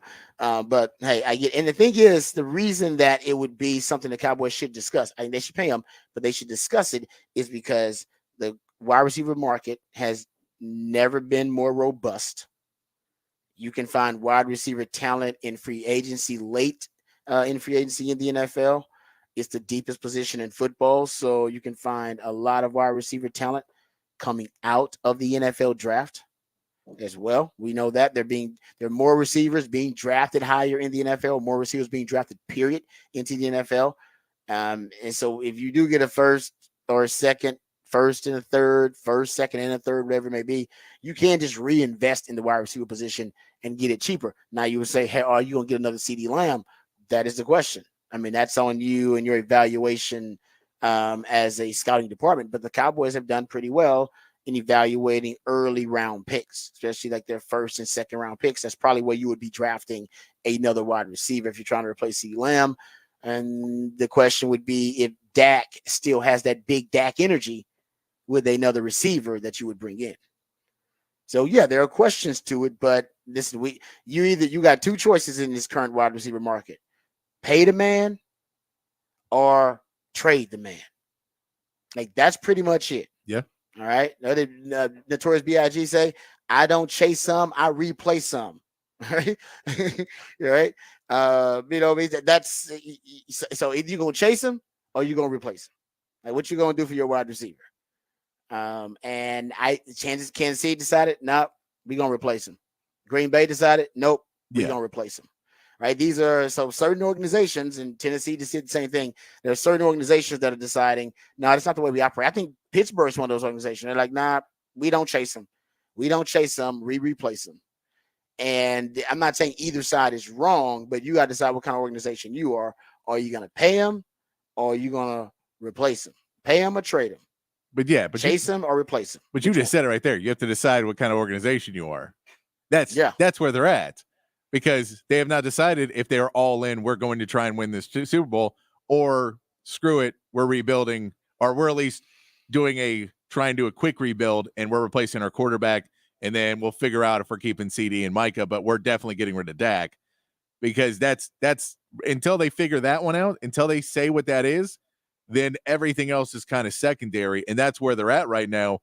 Where I agree with you, I think if you were saying, if their mindset is we're getting rid of Dak at the end of the season, trading CD right now makes more sense because you can get the value out of him. Team can get him, they can put him under the contract they want to, and that's fine. But you can't have your cake and eat it too. That's the problem that the Cowboys, because they want to play through this season, see if they can make it to a Super Bowl, and then do the moves they need to do right now.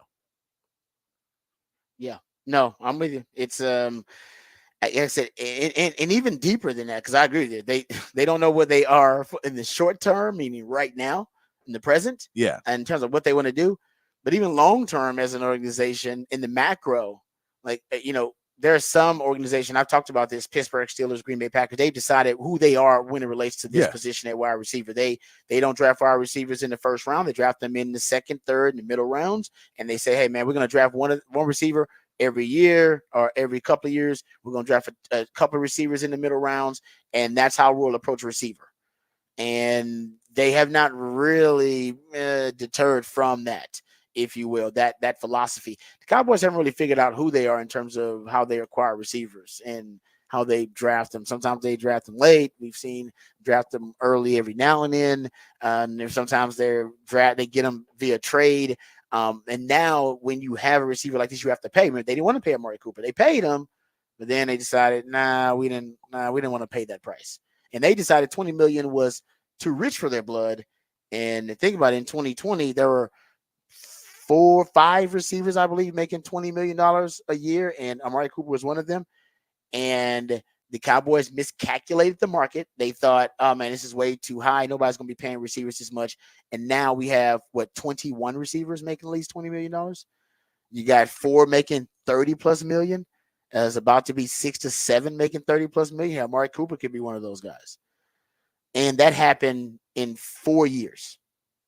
So they miscalculated the market because Amari Cooper was on the cheap end. Honestly, you should have kept that contract.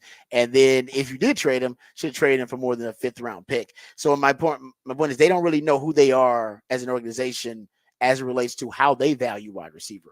And how they approach it in the draft and talent acquisition, because that was a disastrous deal for the Cowboys. And not only in trading him for the 5th round pick, but also misreading the market, because you probably should just kept him if that's what you were going to get for him. No, and it's 5th round pick and a 6th round pick swap. So really drive that price really up. Nothing. Yeah, great points. I didn't think about that. No, but but I think that's where this is. The big part of this is, if you see there's any validity to this once again puts it into the world of Jerry Jones and the Cowboys cannot pretend that this is not going to be a gigantic distraction all season long if you try and let everybody play out the end of their contracts. You can't pretend like this is just going to be okay in the locker room, because clearly, whether this is a unsubstantiated rumor or not, there's conversations happening around the camps of the players that are, well, if they don't want to do this, screw it. We want out. We don't want to wait here all season playing our butts off for you, risk an injury, and you don't care about us one bit. You're fine with us. You're fine if we get hurt, that we don't ever work again in this league. You're fine with that, Jerry, and we don't want that. So why are we trying to win you a Super Bowl? Go trade somewhere else where we want to go. We'll try and win. And I feel like that's where you're going to get more of the incentive as the season goes on. You don't care about us. This is stupid. Tell us what's going to happen, because right now we don't even know. Right now we're just sitting in purgatory that you say, well, we win a Super Bowl, you pay us, but we don't know if that's true, because we can win a Super Bowl and you could just walk away and say, cool, won the Super Bowl, time to rebuild. Not good. I didn't think about it from the player's perspective. Yeah, I mean, they don't want to see this play. Nobody wants to see this play out to the end, because too much drama, too much stress associated with it. And and if he's not thinking, okay, we make it to the playoffs, what's the biggest question? Well, you made it to the playoffs, Jerry. None of your players are signed. Everybody's a free agent at the end of this year. What are you going to do? Is that not the number one story in the playoffs? If you make it to the conference finals for the first time in 30 years, what's the story going to be? That Jerry didn't pay his players. And we've never even seen that in the NFL, honestly. We've And never then, seen so you can't it get to that I point. mean, you're talking about going to media row on the Super Bowl, Jerry, with with players on the end of their contract. The Cowboys aren't going to the Super Bowl. I know I that. mean, I love. I'm just saying, like that. The way things are going right now, I don't see them going to the Super Bowl. The way I don't things are going either. now. I don't either. I think This that is like you said. This is hurting chemistry and camaraderie. But I know this he's is- banking on everybody playing like they're in the contract year. That is true, but that does not mean everybody's gonna be playing for the team. Now you got guys that be playing for themselves. And that's the thing is you talk about who wins the Super Bowl because the Cowboys have a good enough roster that if they get hot at the right time, yes, they can go win. But I don't know if you can think this team is going to be hot at the right time playing for a contract where they don't know the future and where the questions just ramp up more and more and people start asking them more and more questions. I just don't know if that's the best way to try and get the most out of your players. I'm with you more of you need to make this decision before the season. I know you want the best of both worlds, but it's just not feasible that there's a real chance to go win a Super Bowl if you're trying to make them all do it on contract years. Yep, totally agree. All right, we'll come back. We'll get into Rod's rant on the other side. We'll get into the NIL assessment, the NIL report from Open Doors. All of that and more will return right here on the Rodcast featuring Patrick Davis on Lifetime Longhorn. Rod Davis coming back on the horn.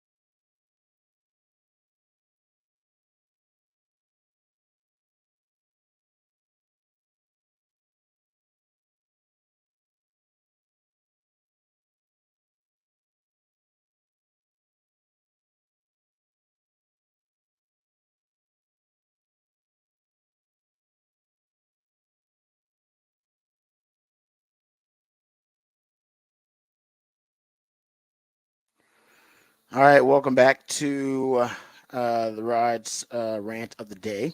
Let's get into this NIL Open Doors report. So Open Doors does a great job. They track more NIL transactions than any company probably in the country. They've been doing it for a really long time. And annually, they'll release their report from the previous year, giving you their data on the current year or the previous year, and then they'll do their projections as well. So here is a couple of the projections from NIL. So basically, the NIL marketplace Open Door released its annual report, and it says that the current NIL market is valued or projects to be valued at $1.67 billion for this upcoming academic year. That's a big jump from 2023-24. The industry was worth $1.17 billion. So you went from 1.17 billion to 1.67 billion. So got a half of, it looks like, you're talking about $500 million of an increase potentially just in the valuation overall of the marketplace, NIL marketplace. Is that in past reports, Open Doors has essentially revealed a lot of their data. And they claim now, based on that collectives, these are a group of boosters and donors that get together.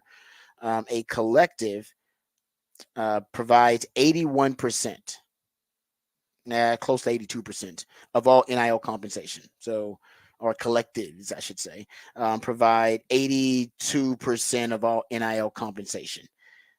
They said the breakdown of the sports that earn the most, as you would guess, football earns 72% of NIL compensation. Men's basketball is around 21%. Then baseball is around 3 to 4%. And then women's basketball is around a little over 2%. And then women's volleyball makes up a lot of the rest of the majority of that. But of course, it's dispersed to all the different sports. But those are your marquee main sports.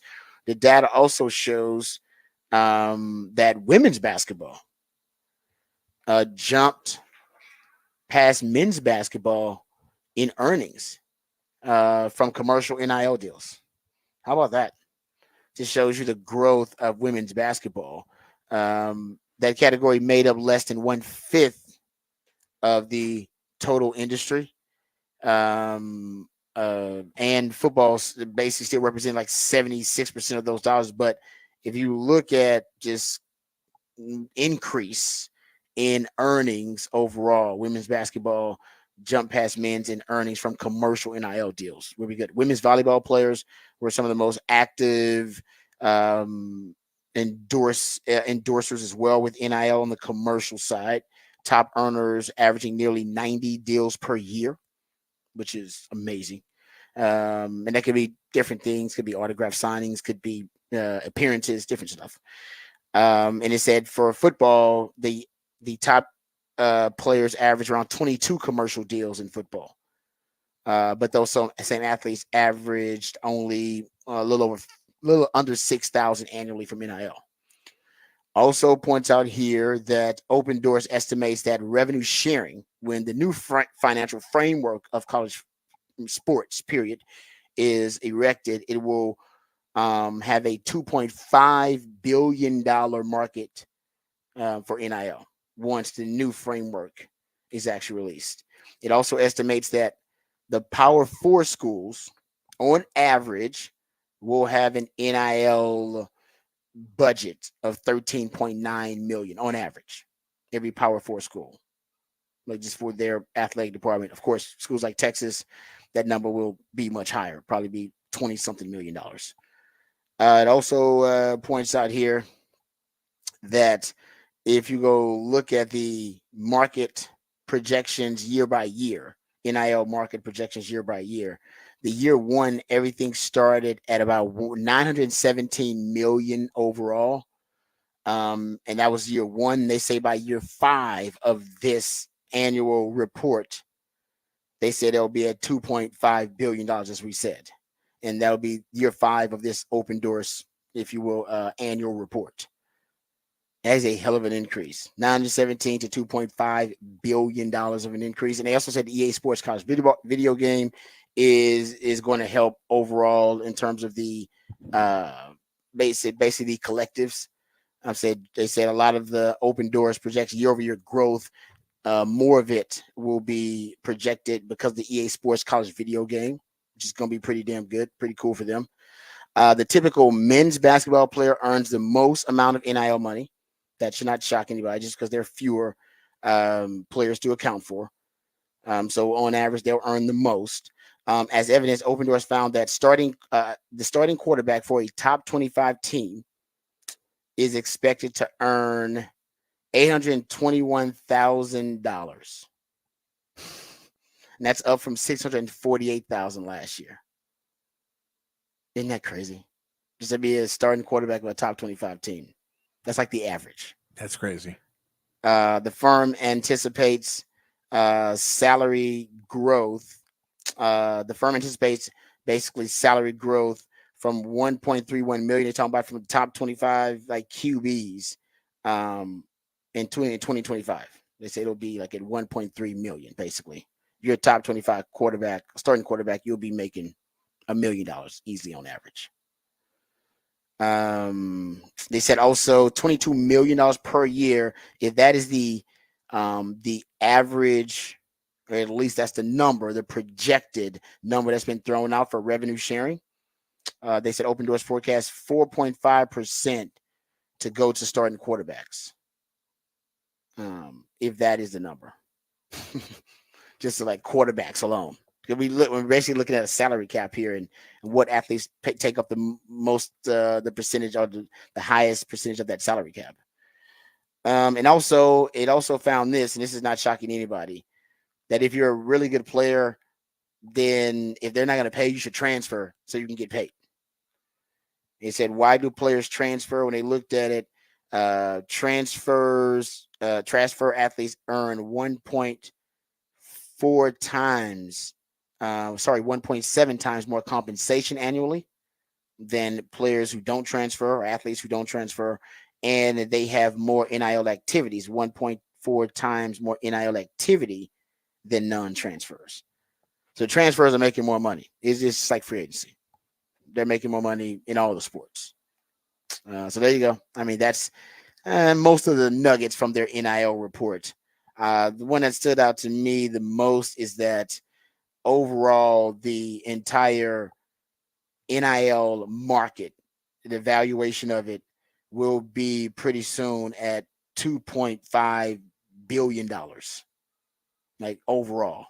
And that growth, it was at $1.67 billion is basically what they're projecting for 2024-25. And then 25-26, they're projecting $2.5 billion based on 4 years of previous growth. So went from $917 million of an NIL market to $1.14 billion in 22-23, $1.17 billion in 23-24, and they got it at $1.67 billion for this year, 24-25, and they're saying it's going to be at $2.5 billion.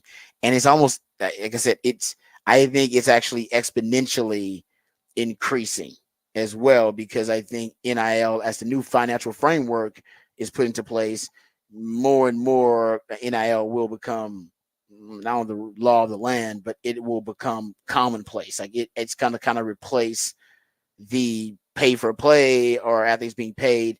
NIL will become even more of a weapon, I should say. So there you go.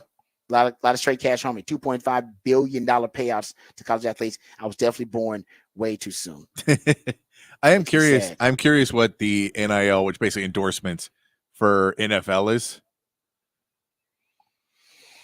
What do you mean, like endorsements for players? Yeah, so like what their number would be for a year in a much smaller group of players, but how much money they actually make in a year on name, image, and likeness. And it's different because there's a lot of name, image, likeness for them, which is you're in a Nike ad or something like that, or a Gatorade ad. So you're in a national ad that everybody sees you, and we get more of why you're getting paid that. But that's your name, image, and likeness as well. And so I'm curious what that number is versus college, where you look at the number and go, well, I get some of this is literally people just paying, and you got to show up at 2 events and you make all this money. So it's not a 1-for-1 comparison. I'm just curious what the number would be comparison wise, because some of those shoe deals and sports drinks and all that stuff are huge, but they're also over long periods of time a lot of times. So I just don't know what the numbers are. And, when you get down to what other players are making, which are, car dealerships getting a left tackle to come in and do one. I'd be curious to see what that number is, because it'll either make the NIL number more staggering or less staggering. There's That's a good question. I don't know because the endorsements once you're in the league, I mean, you can kind of set your own rates. Your rates Yeah. depend on, and the rates in the college are kind of largely being set by the market. Yes. When you get to the NFL, I mean, your agent's gonna do the deal for you. You do have like your name, image, likeness, which is used for the video game, but that's through the Players Association and dues that Yeah. you pay.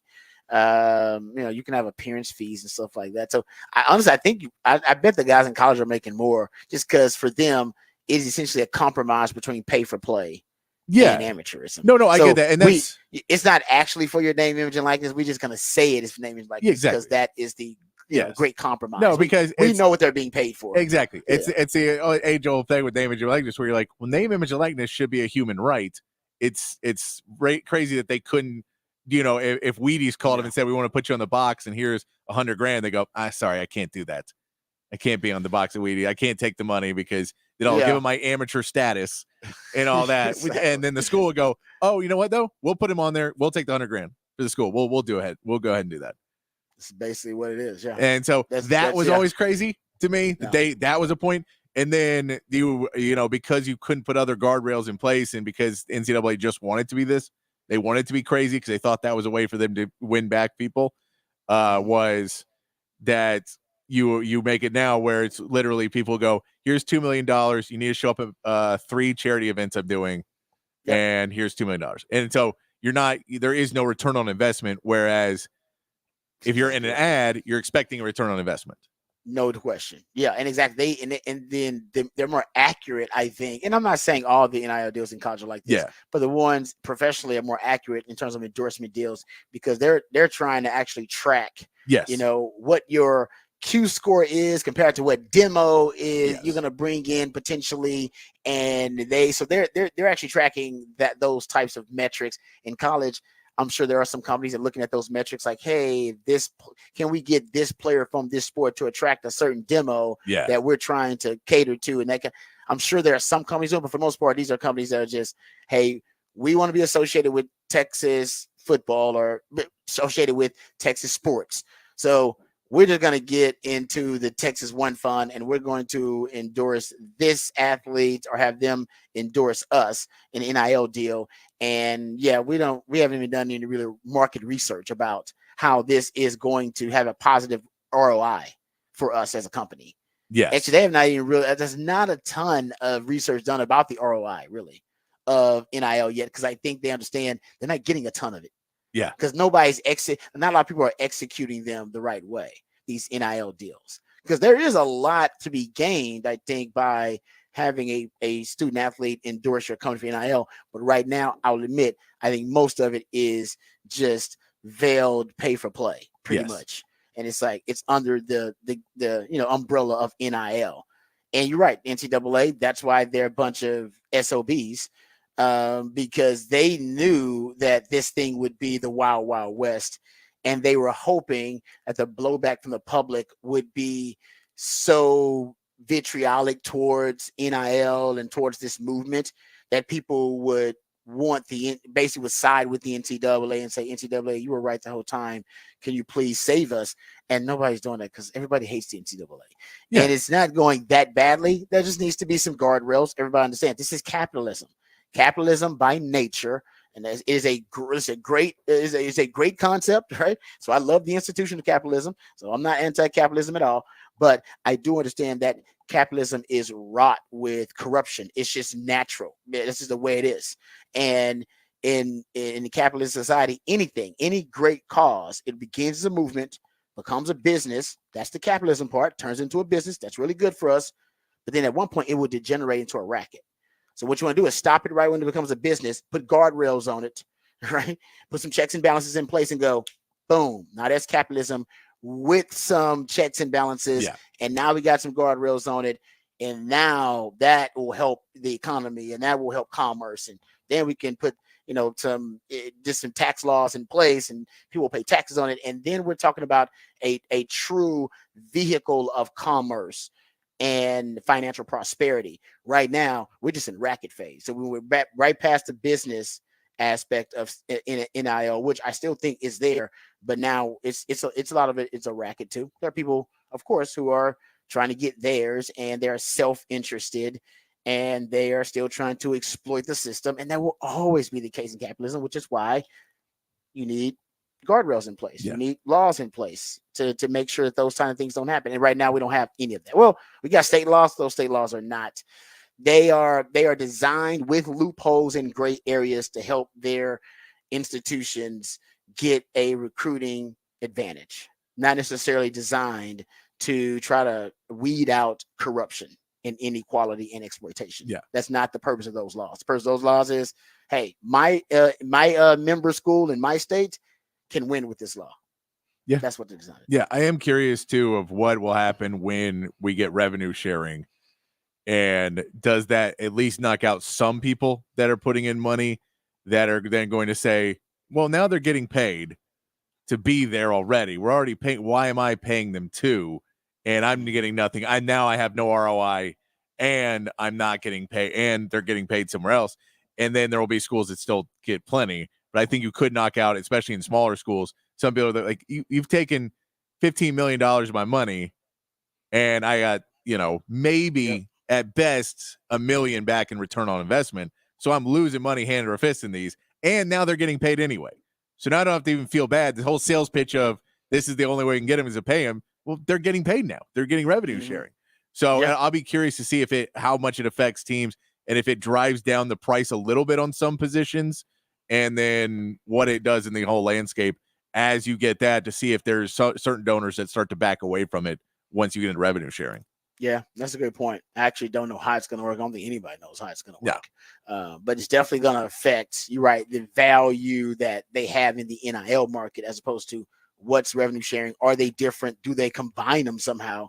NIL and revenue sharing. Like, I have no idea what they're going to do with that. That's going to be really interesting too.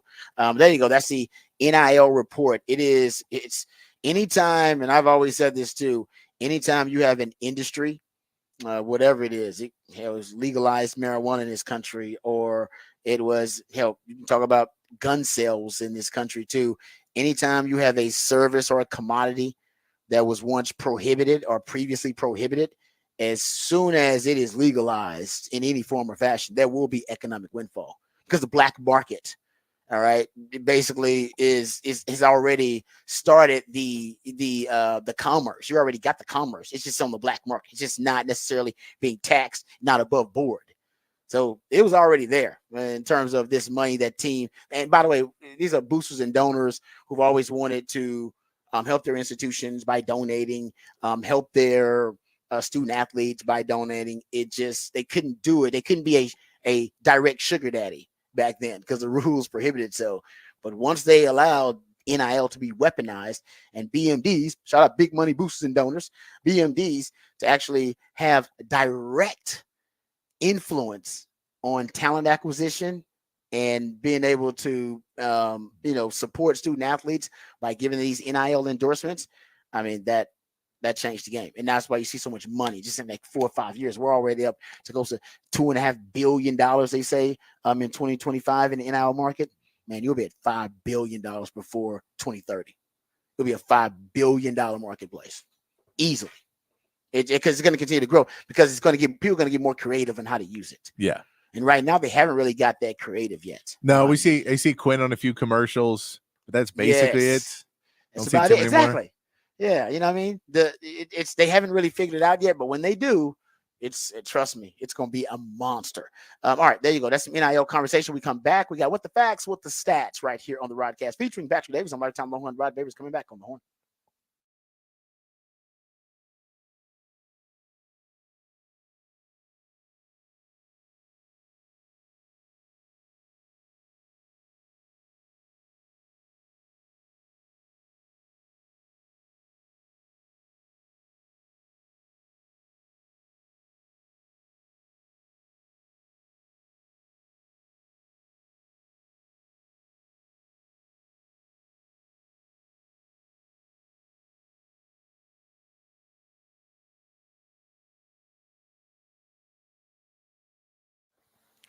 Hey, what's up, folks? Lifetime Longhorn Rob Davis here. Austin is a great city, and one of the reasons people keep moving to Austin, making it one of the fastest growing cities in the country. And also, yes, that makes your traffic even worse, but that's okay because as the city continues to grow and thrive, so do our friends at Ironworkers Local Union 482.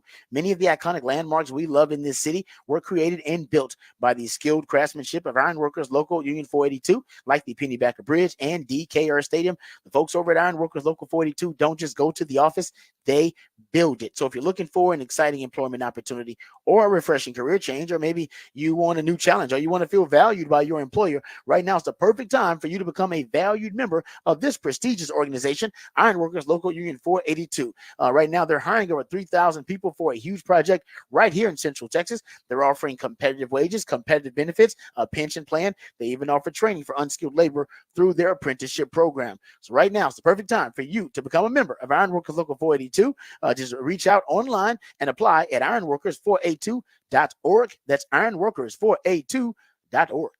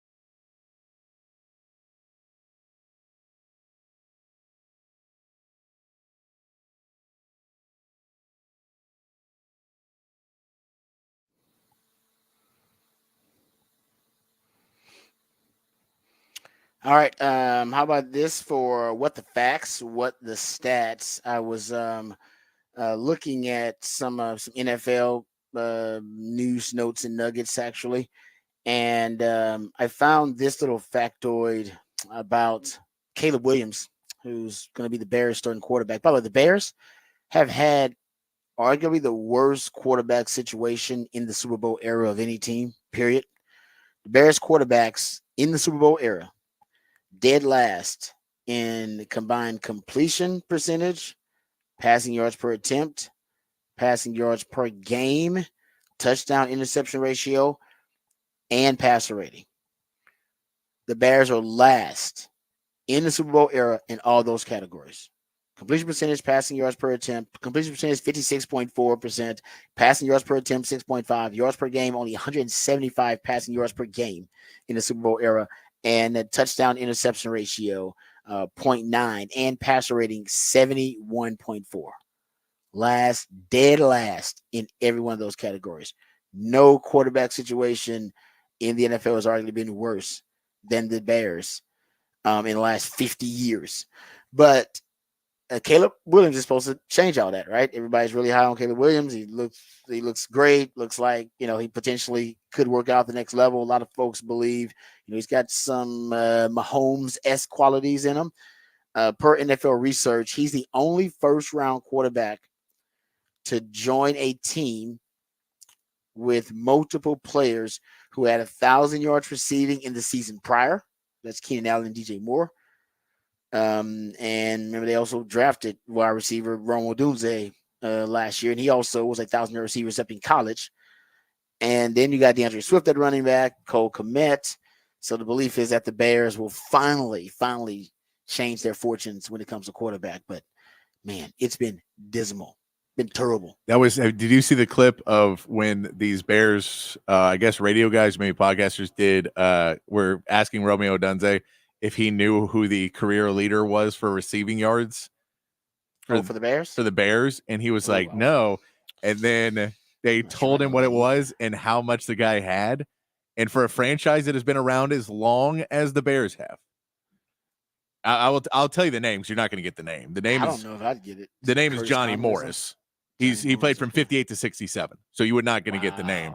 How many yards do you think the all-time receiving leader for the Chicago Bears has? Wow. So we're not talking about a lot of 1,000-yard seasons here at all, especially back then. You ain't talking about none. So I'm going to say, was it 10 years there he played for him? He played 58 to 67. Okay, so 9 years. I'm going to go 5,000. 5,059 is the career leader in receiving yards for an NFL team that has been around as long as the Bears. That's ugly. I mean, the Texans have been around since, 2002? Oh, and they have two. We got a Hall of Famer. You got Hopkins and Johnson. Owen Daniels is close. Wow. It should tell you Owen Daniels would be third, crazy. I believe, all time on the. Yeah. No, you're right. Owen Daniels will be second all time on the Bears list. That is, I don't even know. Like, that's crazy. Yeah. To basically, they have been a mediocre to below average passing offense basically the entire Super Bowl era. Then so and then they've never had a elite pass. Your most recent Alshon Jeffrey did 4 years there. He had 4,549. Okay, 4,459. Then you go down. Walter Payton is fourth with 4,538. Wow. Mike Ditka is fifth. Sweetness. With 4,530. So that's what I'm saying is you just don't have they've not had not only good quarterbacks but good wide receivers. They just have never had a passing game that is any good in Chicago. And so that is when they start giving these stats to the wide receivers that are there now, which is got to be their best wide receiver group ever. Got to be. You're right. Just from those numbers alone, there's no question. I don't even have to do any research. Man, it's so hard to believe that nobody has tried to come in and modernize their approach to offense. And now that you bring it up, they've never had a sophisticated passing game, even in the 21st century. They still haven't had a sophisticated passing game. What the hell's going on in Chicago? That is wild. All defense and running game. It's I understand you to build your franchise on that, but I mean, even the Steelers modernized the passing concepts when they got Big Ben. Come on, Bears. That's crazy. All right. Good stuff there, Patrick. All right. We come back. We'll get into some NBA discussion. NBA free agency frenzy is upon us. We'll talk about the winners and the losers. Are the Mavs considered one of the winners after making a splash? Pun intended there in free agency. All of that and more right here on the Rodcast featuring Patrick Davis. I'm Lifetime Longhorn Rod Davis coming back on the horn.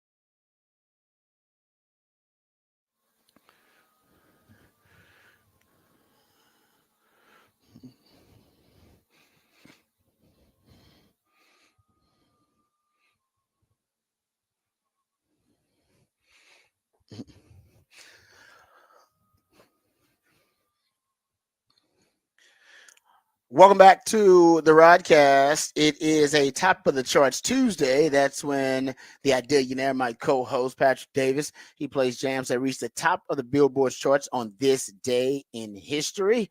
And it's been bangers so far this morning, so we appreciate him and all of his efforts. Also, you can go check out the topic for the big fat poll of the day. Also, something my man Patrick comes up with. Patrick, give the folks the topic for the big fat poll of the day. Big fat poll of the day. Who will lead the Longhorns basketball team in scoring this season? Jordan Pope, Trey Johnson, Tremont Mark, Arthur Kaluma. You can tell me if I'm wrong and you think it's going to be Caden Shedrick or Kendall Weaver, somebody off the bench, one of the guys that transfers, whether it's Drew or any of the transfers. I can't think of their name right now off the top of my head. If you want to think if you say it's one of them. Yeah, Tremont Mark had 16.2 last year for Arkansas. Jordan Pope 17.6 last year for Oregon State. Arthur Kaluma 14.4 last year for K-State. Those are all big ones. And then Trey Johnson right now, who's winning the poll on the vote online pretty heavily, is the freshman phenom that everybody's expecting to have big numbers and have a lot of offense rolling through him. He may not early on. They may take a little bit to get used to and the speed up, but by the end of the season, that's when you're hoping that he'll be the guy. Man, that'd be great if he was the guy, because I think you got a lot of other players who have already kind of proven themselves at a higher level. Arthur Kaluma being one of them. He's second right now in this voting. Arthur Kaluma to lead the Longhorns in scoring, and that's a possibility too. What did he average? Like 14? I believe 14.4 at K-State. Yeah, and he's also K-State. Improved every year. So yes, there you go. So if he makes another leap, when we're talking about a guy that can get from like 14 maybe to 16 points per game, somewhere around there. All right, good question there for the top for the big fat poll today. Trey Johnson right now considered the leader in the poll of basically who will lead this Longhorns basketball team in scoring next season. All right, you can go check that out at the Horn ATX on X. We'll get to some more NBA discussion. Speaking of basketball, the Mavs made a splash because they signed honestly Klay Thompson to a 3-year deal that they signed in trade, but they recruited him. He had to agree to that trade, and he chose the Mavs over some other possibilities. We'll get into that. Also, we'll talk about the Boston Celtics, who are selling the franchise. That news just broke. Also, Celtics made headlines because they signed Jason Tatum to a brand new deal, making him the highest paid player in the league. So we'll get into that conversation. Ask my man Patrick about that. Before we do, let's get into the Horn headlines. Let's get updated, educated, and informed on all the top stories of the day. All right, your Horn headlines brought to you by Top Gun Rentals and Lawn Equipment. In the NBA, free agency negotiations continued yesterday with the Mavs adding Klay Thompson to the roster on a 3-year, $50 million deal. The 34-year-old Thompson averaged 17.9 points last season in his 13th season with the Warriors. The Celtics were also busy extending Derek White with a 4-year, $125 million contract and giving Jason Tatum the largest contract in NBA history, a 5-year, $314 million extension. And in breaking news this morning, Cleveland Cavaliers all-star guard Donovan Mitchell has agreed on a 3-year, $150 million maximum contract extension that includes a player option for the 2027-2028 season, giving him a return to the Cavaliers. The Astros got a 3-1 win over the Blue Jays on Canada Day yesterday. Hunter Brown pitched 6 shutout innings, and Pena and Alvarez homers were enough to get the job done to push the Astros to 2 games over 500 and 3 games back from the Mariners for the division lead. The Astros will send Spencer Arrighetti to the mound tonight, taking on the Blue Jays again, trying to make up more ground with 12 games left until the All-Star break. And the Rangers are back in action tonight against the Padres with Nathan Eovaldi getting the call to start. Eovaldi is 4-3 on the season with a 3.545 ERA and hoping to get some run support from a lineup who has disappeared at times this season, while Wyatt Langford is looking to build on his success after hitting for the cycle on Sunday. Corey Seager's MRI on his wrist came back negative after being hit by a pitch on Saturday, and he is now listed as day-to-day. And that is your Horn headlines. All right, Patrick, thank you for the Horn headlines. I appreciate those. All right, let's get to this story. Klay Thompson signing with the Mavs. Now, we were very interested in what the Mavs were going to do in the offseason, coming off Luka's first finals appearance, and Kyrie now seems like they at least know who the core is going to be going forward. It's going to be about Kyrie. It's going to be about Luka and what they can do. And they didn't have a lot of flexibility in terms of salary cap space of what they could, any moves they could make.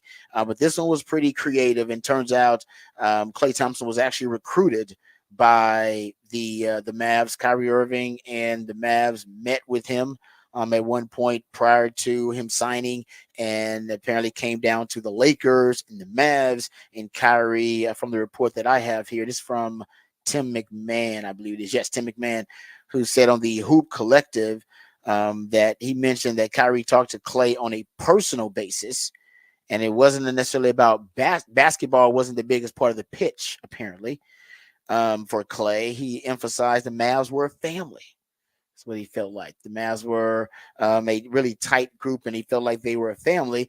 And that's why Kyrie's reinvention and Kyrie's kind of resurgence there with the Mavs, a lot of it was because, the way the Mavs approached him and the culture of the Mavs and how he felt really comfortable with them. And of course, we've seen the best versions of Kyrie with the Mavs. He has not been a distraction. He has not been, talked about as a bad teammate or being selfish. Actually, it's been quite the opposite. And he's saying, he basically, his pitch was to Klay, like, hey, man, I came here and I feel comfortable. Look at all the crap I've been through in my career. I know you're going through some stuff right now. This is a great place to come if you're trying to focus, hone in, and you're trying to minimize the distractions. Yeah, that's kind of the pitch. I love the this is like family, man. It's like a family here. It's like, you taking a shot at the Warriors now? Family don't treat you like how they're treating you, Klay. Okay, you know what that is? That's a nice pitch, though. Yeah, that's a great pitch. I feel you on that. I think about that part of it. Yeah. I mean, you could say that because they kept that core together for quite a long time and built up, and that was kind of, you said those big three, and that's what you were expecting them to be together basically till the end of their careers, and it didn't work out that way. So I could see that they'd be like, no, we'll love you here, even though those guys seem to kick you out the door. Didn't think about it, right? But, maybe that's why the family, because the family pitch meant something, though. You're right, because he just lost his family. Yes, or at least his family just booted him out. Great point. Yeah, he was the one that got to go, and he's like, Draymond got the contract. Yeah, Draymond got it. That dude's family. That dude, the dude who punches people in the family. That's just good point. The drunk uncle gets the contract. That guy. You bringing that guy back? Yeah, but he does something that. Basically, they can find people to kind of piecemeal what Klay does. Yeah. It's hard to find somebody to do what Draymond does. And in all reality, Draymond wouldn't get the contract this offseason either.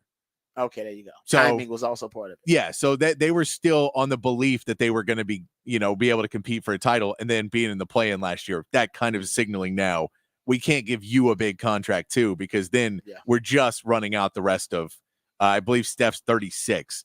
And so you say he's probably got 2 to 3 maybe more years of being a top guy in the league before that starts to dwindle a little bit more. So if you say that, you're trying to find anything. That's why they're in the hunt for Lauri Markkanen right now, because they just are trying for anything to salvage the last years of Steph Curry's playing that, where he's a really top player in the league. So they're trying to figure that out. Yeah. But Klay ends up going to the Mavs. I think it's a good move for the Mavs. You didn't have a ton of options in this offseason. You don't have the trade bait, so you can't be in the Markkanen sweepstakes. You couldn't have been in the Mikal Bridges sweepstakes. There's not a lot of guys you could have gone after in trades because you just don't have a lot of trade commodities.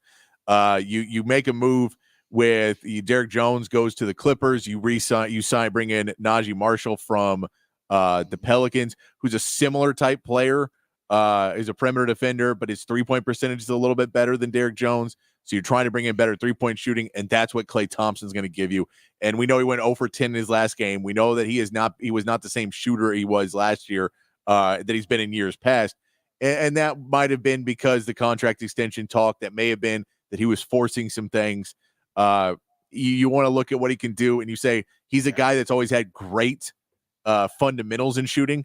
He's had great form. Those guys are a lot easier to fix their shot than some other guys that when it goes off. We talked about it last year with Tyrese Halliburton, that when Tyrese Halliburton, his shot's off, there's nothing you can do. because the way his shooting style is so unique that there's nothing you can really walk into the gym and say, this is what you're doing wrong. You're pulling your elbow in because you're not focusing. You're not squaring up. You're not doing these things. With Clay, it's more of that. Clay, the big problem was he was missing wide open ones because they started to leave him open, and it started to mess with his mind. Now you bring in a Kyrie to help him calm down. You have a Jason Kidd and a coach that maybe can talk to him at a different level. He's got a 3-year deal now, so he's not worried about where he's going to be in next season. He can feel a little bit more confident in that. So it is a risk. You have to take the risk there, because if you don't take the risk, you're going to get worse. You have to go after it. We talked about earlier, the Celtics took their risk. They went, traded for Porzingis. They traded for Drew Holiday. It paid off for them. Both those moves made big dividends for them. They won an NBA championship. This doesn't make the Mavs exponentially better, but it gives them another piece, another player that's going to be able to help them out and give them some solid minutes. The question is, can you keep them healthy? Can you keep them up there playing at a high level for the next 2 to 3 seasons as you push through trying to get through this window that now that you made the finals, you're trying to make it back in a stacked Western Conference? Yeah, no, you're right about that. I like the move for the Mavs because, like you mentioned, that's not a lot they could have done. This may be the best move they could have made, because if you can get the best that's left of Klay Thompson, we know that's we know last time we saw him was 0 of 10 from the field. We get that. We get the defensive deterioration. Yep, everybody understands that. But if you can get the best of what's left of him, I do think Jason Kidd has shown so far that he can at least get players who are not defensive-minded players and who may not necessarily be elite defenders like a Luka and like a Kyrie to at least prioritize it and to give great effort defensively. We saw that from Luka and Kyrie. And so they did kind of change their defensive, at least their defensive mentality throughout the season and became better.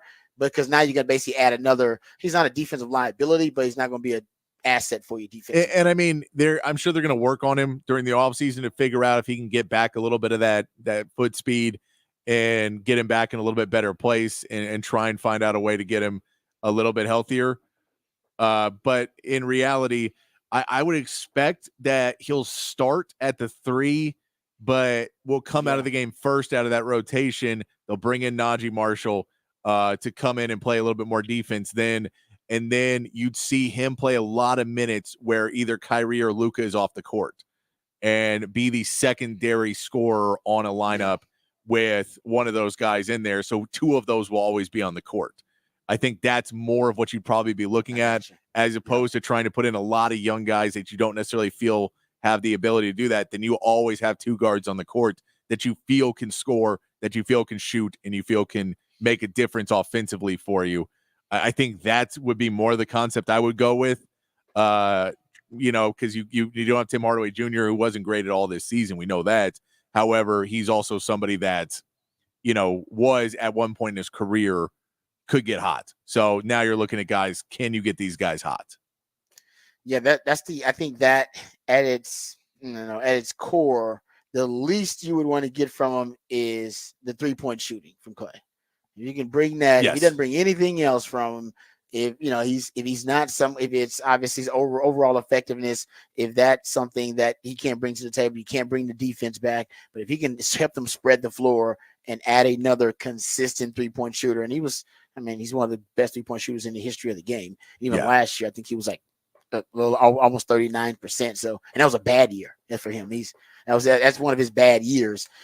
He's still 38, 39% 3-point shooter. They get that at his very least. I think it's a win for him if they can get his 3-point shooting to help spread the floor out a little bit. I think what you're looking at is you want Ray Allen, and you really want Celtics Ray Allen. But if you can get Miami Heat Ray Allen, then you're okay with that. Because Celtics Ray Allen still play D. Celtics Ray Allen was a little bit better. He's a little bit more athletic. Could do a couple more things. Miami Ray Allen was a little bit older. Stood in the corner. Stood in the corner, but hit a dagger against the Spurs. Yes. So, and you're right. That form was always consistent with Ray Allen. It looked the same every damn time, no matter what team he was with. Good old Jesus Shuttlesworth there. Yeah, no, you're right. Yeah, no, you're right about that about Clay too. I think Clay will bounce back, and the fact that he chose the Mavs that is big. That is important. Number one, you won a recruitment, and the Mavs organization don't win a lot of recruitments, period. But you won it against LeBron James because Lakers and LeBron were trying to close that deal to get Clay there. Kind of get back at your old team and still stay on the West Coast. That was an attractive pitch with the Lakers and LeBron, but he decided to go with the Mavs. So maybe the Mavs actually, culture-wise, maybe they do have something special to sell after what we watched last year going to the finals. I mean, you look at that, and I mean, it should tell you what he's looking for too, because the Lakers, I mean, they're not going to say this, but we know the pitch is, hey man, the superstars run this team. Yes. This is a superstar town. This is a superstar team, and his dad played for the Lakers as well. So, you're a legacy here. You can come in and be part of this, and man, you're gonna be hanging out with us. You're gonna be hanging out with me and AD. Yeah, Hollywood you ain't gotta hang out with Max Christie and Austin Reeves and Rui Hachimura. You hang out with them. You hang out with us. Yeah. We're gonna go and we'll be the ones. We'll tell JJ when practice is over for us, and we'll be good, and we'll have our. You're right. That's and true. if you go to the Mavs, you can say, okay, well, there's Kyrie, who he's gonna be falling in line more because he doesn't want to have that reputation anymore. You have Luka, who can kind of do what Luka does, but he's only 25.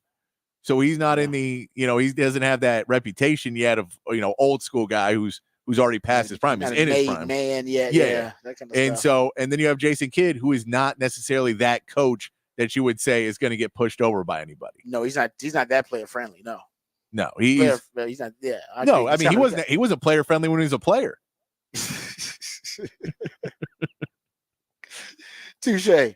You're right. So you're right about that pitch, though. It shows you his mindset, because if he wanted to chill, relax, just go to all the best clubs and be hanging out with celebs, which he could easily do, you go to the Lakers, man. Yeah. You have it your way, like Burger King. He didn't want to have it his way. I think he wants to try to win. I think he still wants to win. Oh, yeah. Which means he wants to be a part of it. No, he wants to go and show. I think there is a lot of him that wants to show the Warriors that they were wrong. And I think he knew with the Lakers, it didn't matter what he did, really. It was going to be, it's basically everything's based on LeBron, and he's going to be all the headlines. He's going to be, and while Luka, everything in the Mavs is based on Luka, you can still say, I'm the factor in this where I'm making a difference, where in the Lakers, I don't know if that's going to be the case as much. I think you can make more of a difference on this Mavs team. No, I love that maybe that's part of the Mavs, culture and part of their pitch to everybody, because Kyrie, same thing, right? Kyrie wants to show everybody they were wrong about him. Like, now you're wrong about me. And Kyrie was like, no, Kyrie's a cancer. He's a good player, but it's not worth it. He's the dime piece, but she's just as crazy as she is hot, and she ain't worth it. And that's kind of the reputation that he had, that he was really hot, smoking hot, dime piece. But man, she's crazier than she is hot. And you never want a woman that's crazier than she is hot. If she's just as hot as she is crazy, that's fine. It's balanced. But if she's crazier than she is hot, you need to move along. And that's kind of the reputation and the stigma that Kyrie had. And I think Kyrie, just like you said, he wanted to show people, now y'all are wrong about me. Y'all don't know who I am. Y'all have no idea who I am as a player and who I am as a person. And I think some of that's with Clay. I think you're right about that. That I don't know. I know everybody assumes like, yeah, I was a part of the big three, won championships, and I was the least important part of that big three, apparently. But I'm here to show people that no, I can be a part of another trio that can also be a championship contender, and I was a pivotal piece. And you guys need to rethink and reimagine my role with that big three. And I think this is how you rewrite that narrative, is what you do with the Mavs now. Exactly. And it's winning on a separate team. It's going, and the problem is, as you get older, it just becomes harder and harder to do that. He's 34, so he's not. Oh yeah. It's not so much that he's older, is that the injuries, is that he really lost like 2 seasons worth of injuries, and so there's some things that are still lingering that you don't know if he'll ever be able to really get it back. But the more he can figure out ways to work around that, I think having a coach who played a long career could help him with some things defensively, of helping him understand, I get you don't have that speed anymore, but this is a way you need to play this way. And you need to bring the intensity on this. And you can't take plays off because we need you there. And we're going to play you less minutes, probably, but we can still put him in the starting lineup. I know he was mad about that on Golden State, that he got put on the bench. It's a pride thing. I get it. Yeah. So it'll be interesting to see how it goes. It could backfire on the Mavs, and they could be discontent and everything else, but the Kyrie could have been as well, and we saw it gone to a finals in year two. Exactly. So you have to take those shots in the NBA. It is a player-led team or a player-led league. So if you don't go and get players that could go either way, you're just never going to find anything. You're just going to middle out. Yep. And you got to bank on your coach for being able to steer them the right way and bring the best out in them. Speaking of great culture, the Celtics, Jason Tatum got paid. You brought it up in your headlines there. Jason Tatum signed a new deal, 5 years, $314 million. And the Celtics, in addition to Jason Tatum making headlines with that deal, the ownership has decided, which is a partnership group, they have decided to put the team up for sale as well. So the Celtics will be up for sale here, and I imagine, I don't know if they'll be on the market very long because the Boston freaking Celtics, they don't come up. It's organizations like that with that many championships, they just don't come up for sale very often. Last time it was up for sale, it was bought in 2002, Patrick, at $360 million, and now it's valued at $5.1 billion. That is a hell of a appreciation in value and return on your investment. So kind of start with the Celtics here. Give me your thoughts. Tatum signed a new deal, but also Celtics now up for sale. They're at the top of the mountain. They're at the zenith. They're the apex. I guess they're just taking advantage of the moment. It's the time to sell. Most owners don't realize the time to sell is when you're at your top instead of right after it, where you're in a rebuild mode. And now owners don't necessarily want to come in and buy a team that doesn't necessarily have a sure future and could be, 8 years of you spending a bunch of money and never making a playoff game. You are buying a team that is set to be a contender for a title for the next 5 years. It's true.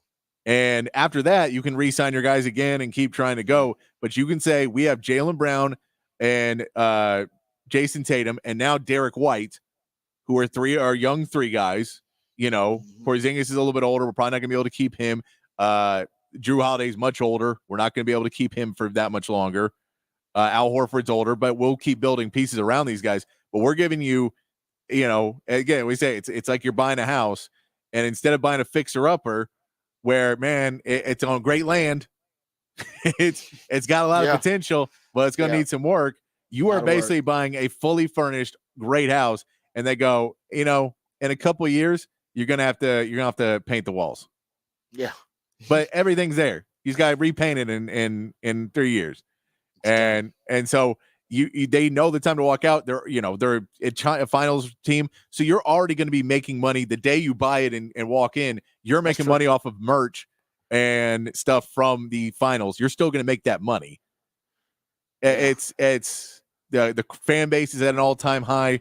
Everyone's going, or not all-time high, but it's as high as it's been in a while. It's a buy low, sell high. I mean, they always say that, buy low, sell high. This is literally what they're doing. And most owners don't do that because they're guys that want to. They want to relish it. And this is what I did for it. So I'm not going to sell it now. I think we can win 5 more, and I'll be one of the greatest sports owners ever. But this was a investment group, so they were able to say, nope, this is it. We made our investment. We're getting out now, and let some eccentric billionaire try and buy it. And it'll be interesting to see if another investment firm or another group, or if it's just somebody who's very rich who decides this is the time to buy the Celtics, and we're gonna make them the greatest team, and I can come in and basically we've already got a great executive in Brad Stevens who's running things, so I don't even have to worry about that. We've got a coach now who's got a champion. I don't have to worry about anything. I can walk in and just say, "Great job, everybody. Let's keep going." And in 2 or 3 years, then I'll get to pick out the paint color on the wall. It just never happens. You're right. I mean, I'm trying to think the last time. I'm sure it's happened recently, but you never see it. No. They never win the title and didn't sell the team they're going to sell. They always sell it a year or two or something later on. But I think it's like human nature to want to relish in the moment. Hey, we want 100%. Let's be champions for a while. And it's like, no. Buy low, sell high. And that's exactly what the Celtics are doing. And so right now they're valued at 5.1. The sell, at least Sportico is predicting the sell will get them in the range of 5.12 billion. That they believe that's the new valuation of them, which will put them as the 4th most valuable franchise, only behind Golden State at 8.2 billion, the Knicks at 7.4 billion, and the Lakers at 7.3 billion. That's a significant drop off, though. I will say that from the 8 billion to 7 billion, and then they go straight down to like basically 5 billion, or even a little bit over 4 billion.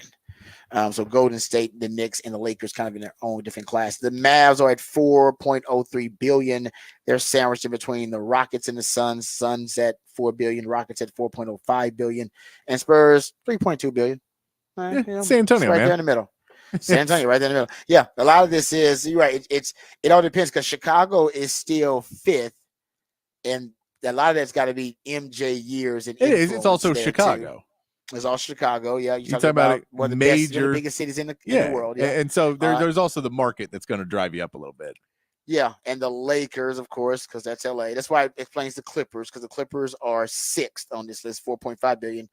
They haven't won a damn thing, but they're in LA. And then Miami's right behind them. Also makes sense. It's Miami.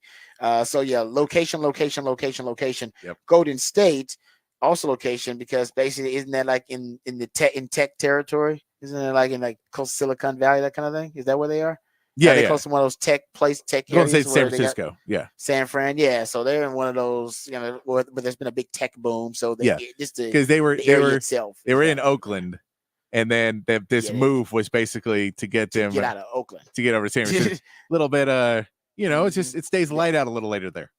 Well, yeah, trust me. My wife was born in Oakland. Too Short was born. No, Oakland is nothing wrong with Oakland, but very different than Yeah. places like San Fran and places like that are some of the most valuable real estate in the world. Basically, is what you're talking about. And I think that aligns here with these overall valuations. All right, there you go. Some NBA free agency frenzy. We'll get into some of the winners and losers in free agency too, because a lot of folks high on what the 76ers are doing right now, signing Paul George. A lot of people think they may be able to contend with the Celtics. Celtics just still got so much talented depth that I still think the 76ers got a couple more pieces to go before they can contend with the Celtics. But we'll see. That's what this free agency period is all about. All right, there you go. Some NBA discussion. We'll come back. We'll get into some Texas football talk. Apparently, Greg Sankey is already being asked about the horns down. Yep, it's going to follow Texas all the way to the SEC.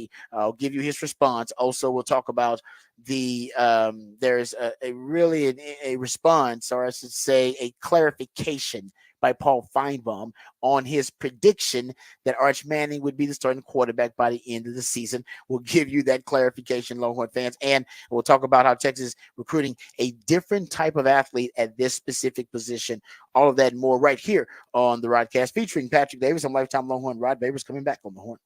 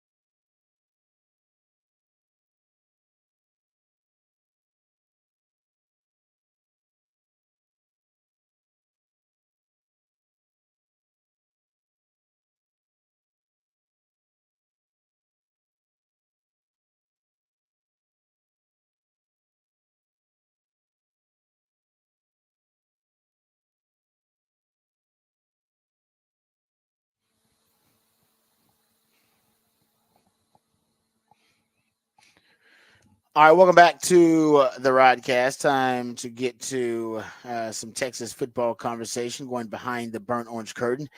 So we all remember, and we played the audio, Paul Feinbaum at the SEC extravaganza on the 40 acres, making the prediction that by the end of the season, he thought that Arch Manning would be the starting quarterback. Of course, that quote went viral, and a lot of folks, basically disagreed, or hell, some people maybe they agreed, but a lot of Longhorn fans, I should say, disagreed with the Paul Feinbaum take. So apparently, Paul Feinbaum misspoke, is what he's claiming. He says now, looking back on it, he did an interview with SEC Now. He said, quote, "I may be feeble, but I'm not that feeble. When the guy said end of the season, I thought he meant end of the season. I don't want to back away from anything I said, but I did give an interview earlier to a young man with a local TV, and I've been seeing that pop up, and I'm like going, what was I drinking? I'm glad that you gave me a chance to clarify it, because I was really thinking end of the season. He's going to be the starter next year, and I said guaranteed. Mark it down. I would never impugn yours, because I think he's probably the second best QB in the country starting the year." So he does not think Arch Manning is going to usurp Quinn Ewers before the end of the season. He does not. He said he misspoke. It was a misunderstanding. And I think I kind of see what he's saying, but he just botched it really bad. And trust me, I talk for 4 hours a day, so you can easily botch something that bad. And so it was him. Just he misspoke. He did not mean that. And I thought he was just being a promoter and just throwing out salacious headlines. And I was like, it makes sense. He wants headlines for the SEC celebration. Turns out he's just, misunderstood the question. There you go. So Longhorn fans, don't be mad at Paul Feinbaum. He's not trying to, bring up controversy where there is none. And Quinn Ewers is a starting quarterback. Only people who are like far outside this region, because I think even people in the region now know that it's considered absurd to talk about Arch Manning beating out Quinn Ewers like this offseason and stealing the job. We talked about it yesterday. If it happens, it's gonna be back-to-back, the worst back-to-back games that Quinn's ever played. Basically, we've never seen him play that bad, and we see it in back-to-back games, and Texas loses those games as a direct result of his poor performance. Yeah. And I just don't see that happening. Neither do I. And now, can he also get hurt and not come back in? Knock on wood. Also, yeah, that's more probable. But I think if he gets hurt, just like he has before, he'll be out for a game or two, and then he'll come back in and be the starter. Unless Arch Manning comes in the game and has a record-setting performance in his first start or first real action. If that happens, I'll admit, okay, at least Sark might have a decision to make. If he comes out and throws for 400 yards in the game and, 300, 400, 500 yards in back-to-back games, okay, yes, Sark needs to reconsider. Okay, yes. Yeah. But we don't see that happening with any rookie. He's going to look good.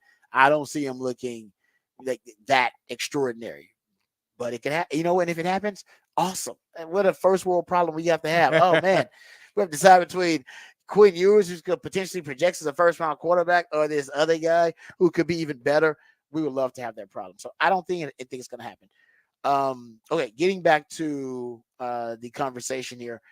Okay, so also, I want to get to this too, because Greg Sankey, he went to the SEC celebration for Texas, and he went to Oklahoma's SEC celebration. By the way, a lot of Longhorn fans remarking about Oklahoma's crowd or lack thereof at their SEC celebration.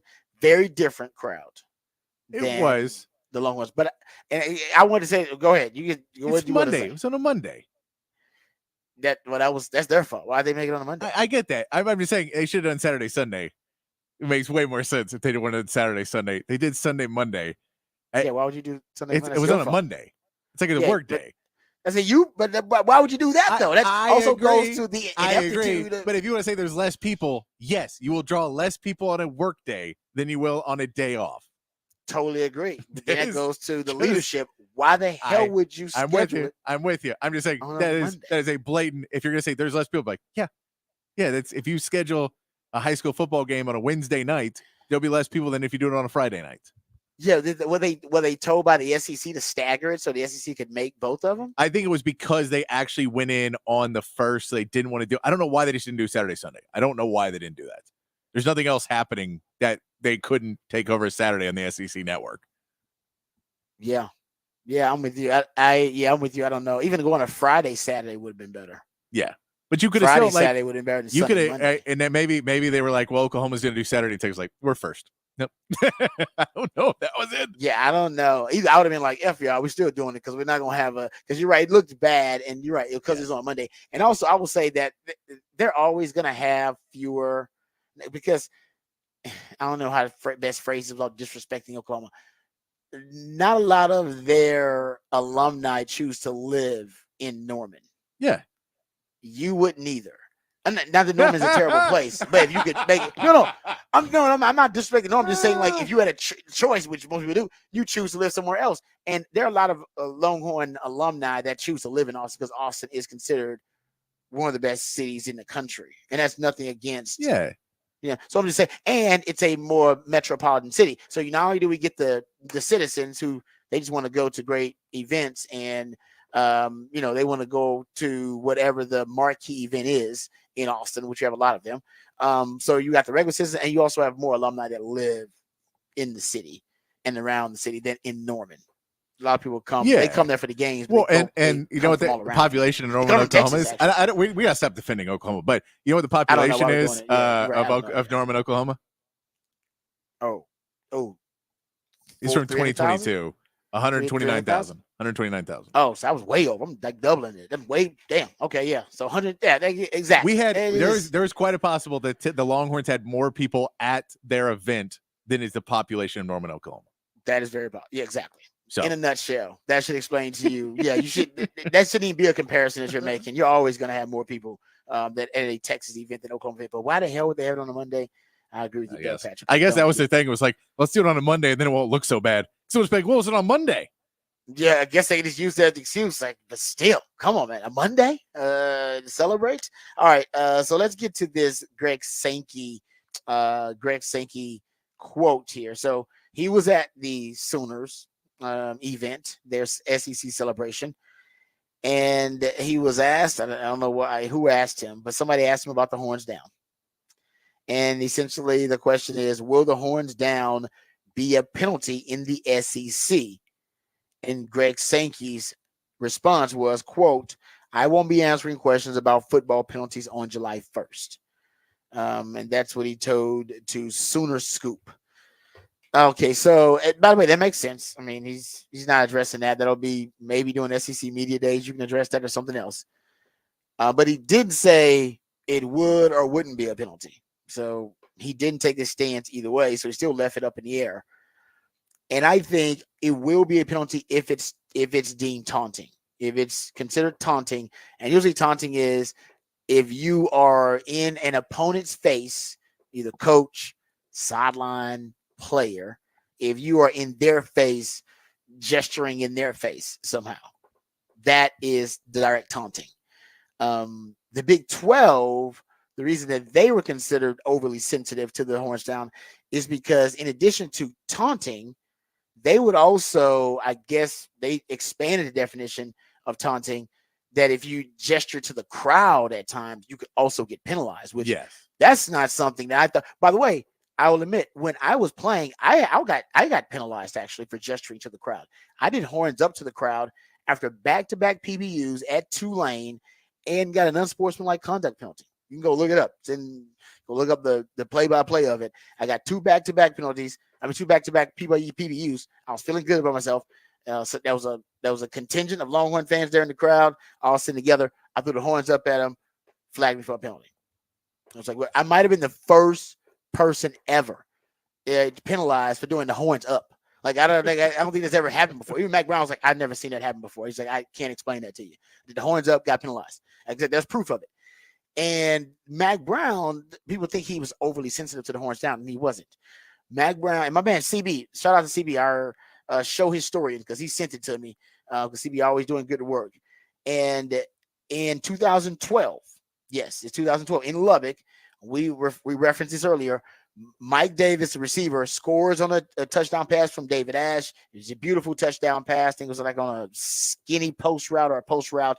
He scores, and then he does the Texas Tech guns up, right? Can't get your grades up, get your guns up. And then he hosted them. And then that was penalized. They flagged him. And after the game, Mac Brown, I believe, got on the soapbox and said, well, if you can get flagged for disrespecting somebody's hand sign, then why don't they flag people for disrespecting the horns? When they do horns down, they should be a flag. Then if you get flagged for holstering your guns up, disrespecting the Texas Tech hand sign, then the same should be applied to the Longhorn hook'em sign. And I believe some refs and someone in the Big 12 thought, actually, he makes a good point. And then it got overblown and started being called gratuitously unsportsmanlike conduct or taunting just for somebody throwing the horns down, which is stupid. And no Longhorn fan, no self-respecting Longhorn fan gets really offended by that. I'll admit VY did punch somebody in a strip club because of it, but I bet there were extenuating circumstances to that. But nobody's really mad because it is free media, it's free publicity, it's college football's version of the middle finger. So you shouldn't be upset about it. You should actually embrace it. And even though it's not going to be in the college football game, which it should, I don't think the SEC is going to penalize it. They're not going to be as sensitive to it as the Big 12. It'll be considered taunting. As long as you don't do it in somebody's face disrespectfully, I think they'll be able to do the horns down all they want to. And I think they should let them do the horns down. It's a beautiful thing. It's just the best branding in all of college sports. So there you go. We don't know yet, but I assume Greg Sankey will do the right thing. Do the right thing, like Spike Lee.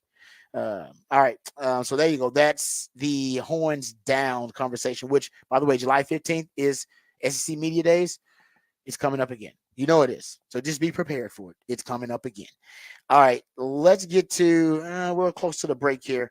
So we'll table our discussion. I want to talk about the defensive edge room just a little bit, but Texas got another commitment, Smith Orogbo. 6'4", 220. Kind of reminds me of a Brian Arakpo starter kid. Brian Arakpo came in like 6'4", 220. He had 25, 30 pounds on those dudes. Get to around 250, can look like a straight up specimen. He's got a lot of room to grow. But the other defensive edge prospect they brought in this class, or at least committed to this class, Lance Jackson, he's like 6'6".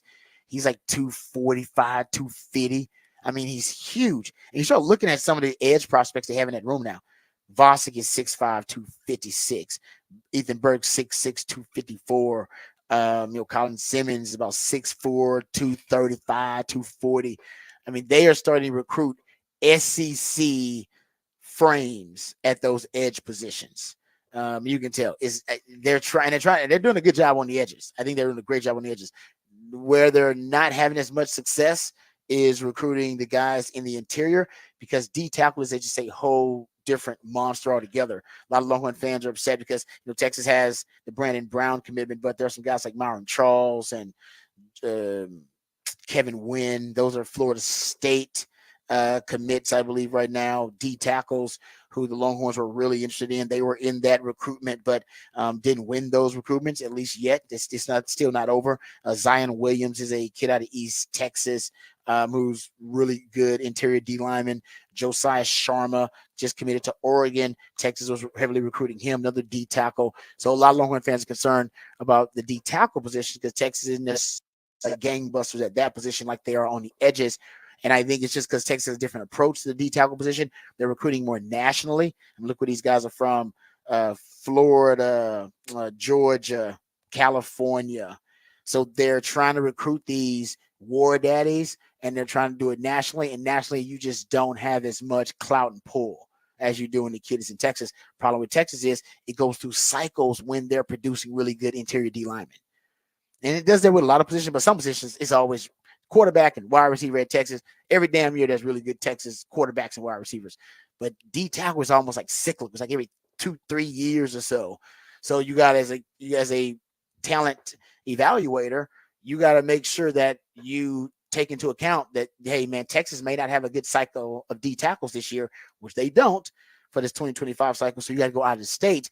And Texas is having a hard time with the Bo Davis, departure, right? Bo Davis had a lot of clout, or considered top 3 best D-line coaches in all of college football. He leaves to go to LSU. Losing Byron Murphy and Tavondre Sweat. So Longhorn fans are a little bit anxious about that interior D-line position. And then Kenny Baker, although a good young coach and a rising star in the coaching ranks, he may be hard on the recruiting trail because he doesn't have necessarily a lot of, he doesn't have a lot of notches on his belt, doesn't have really a lot of skins on the wall recruiting wise. So I think that's why I think when Texas plays and they have a great season, they'll flip a couple of D tackle commitments. But D tackle, I told you guys, D tackle is a premium position in the NFL now. I've been telling you guys that for 5 years now, and now they're being paid like it. Remember, I said D tackle is a premium position in college football now because of what these guys were getting in the transfer market at D tackle. They said that kid from Oklahoma from TCU to Oklahoma, Dominique Williams got something like 7 figures at D tackle. Guys, they're so hard to find. They're hard to find, and they're not easy to develop. And Texas has done a really good job with Kendrick Coburn and Moro Ojimo and Byron Murphy and Tavondre Sweat. But that was with Bo Davis. Are they going to do the same thing with Kenny Baker? That remains to be seen.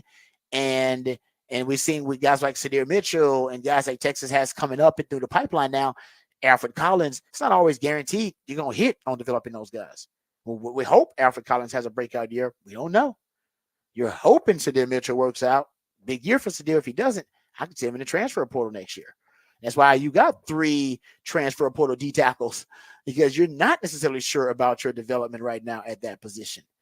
So, yeah, I mean, that a lot of Longhorn fans are concerned about that specific position. We'll see. This is a big year for the interior D-line for Texas and for Kenny Baker on the recruiting trail, but also in development as well. All right, we come back. I'll have Off the Record on the other side right here on the Rodcast featuring Patrick Davis, on Lifetime Longhorn. Rod Davis coming back on the horn.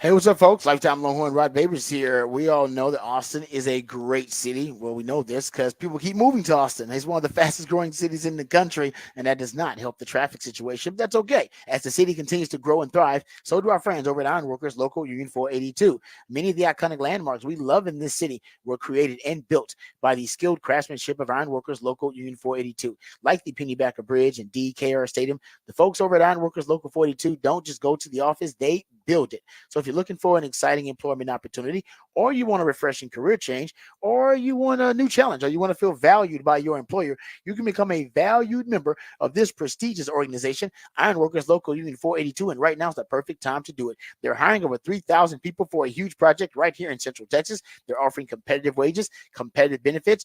They offer a pension plan, and they offer training for unskilled labor through their apprenticeship program. So what are you waiting for? Right now is the perfect time for you to reach out and become a member of Ironworkers Local 482. Just go online to apply at ironworkers482.org. That's ironworkers482.org.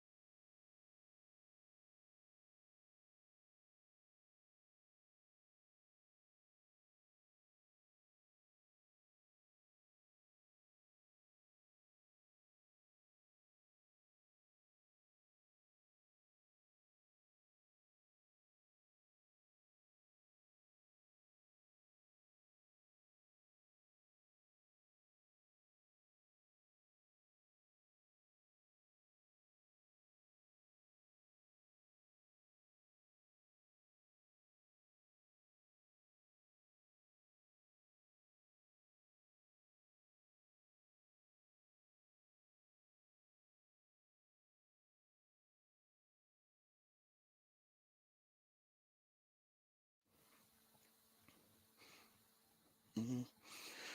All right, welcome back to the Rodcast. Time for a little off of the record here. Well, it was a couple of stories. I don't know if we got enough time to hit all of these, but I can hit a couple of these stories just really quickly. Okay, so did you? I don't know if anybody's been paying attention to the Hawk Tour girl.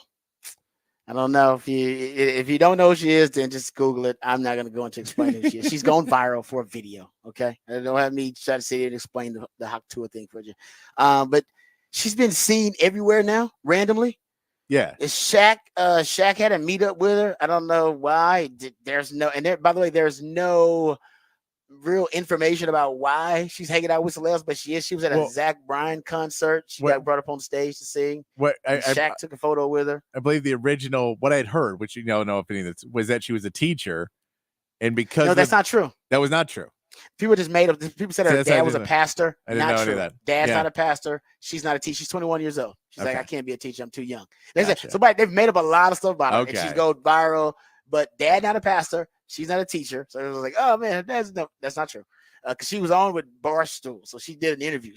My thing was she's actually like my thing was she's actually now like hanging out with celebrities and stuff. And there's a report I think from the New York Post, that she's gonna sign with like an agent or something.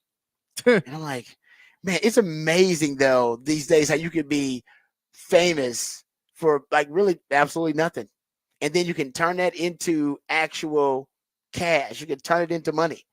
This is the Kardashian blueprint is alive and well, and I hope the Hawk Tour girl takes advantage of it, because you can turn shame, because something that some people think was shameful, turn it into fame, and then turn that fame into fortune. So she's at the fame part now. She's hanging out with Shaq. She's hanging out with Zach Bryan. She's hanging out with all these celebrities want to hang out with her because like she's going viral and people love her. Her merchandise is like killing it. They sell like Hawk Tour shirts and like hats, and people are buying them. Crazy stuff, like little temporary tattoos of Hawk Tour, and people will love it. They buying it. I don't even know why we get so obsessed with like these, these viral moments, but we do, and they can last you about a couple of months, maybe. Yeah, like that fame. Dude, you got to turn it into something that can be, monetarily rewarding for you, because you can turn fame into fortune these days, and you don't have to have real talent. No. That's the beauty of that's the beauty of the Kardashian blueprint. The shameful thing that used to basically end your public life, end your celebrity, like a sex tape.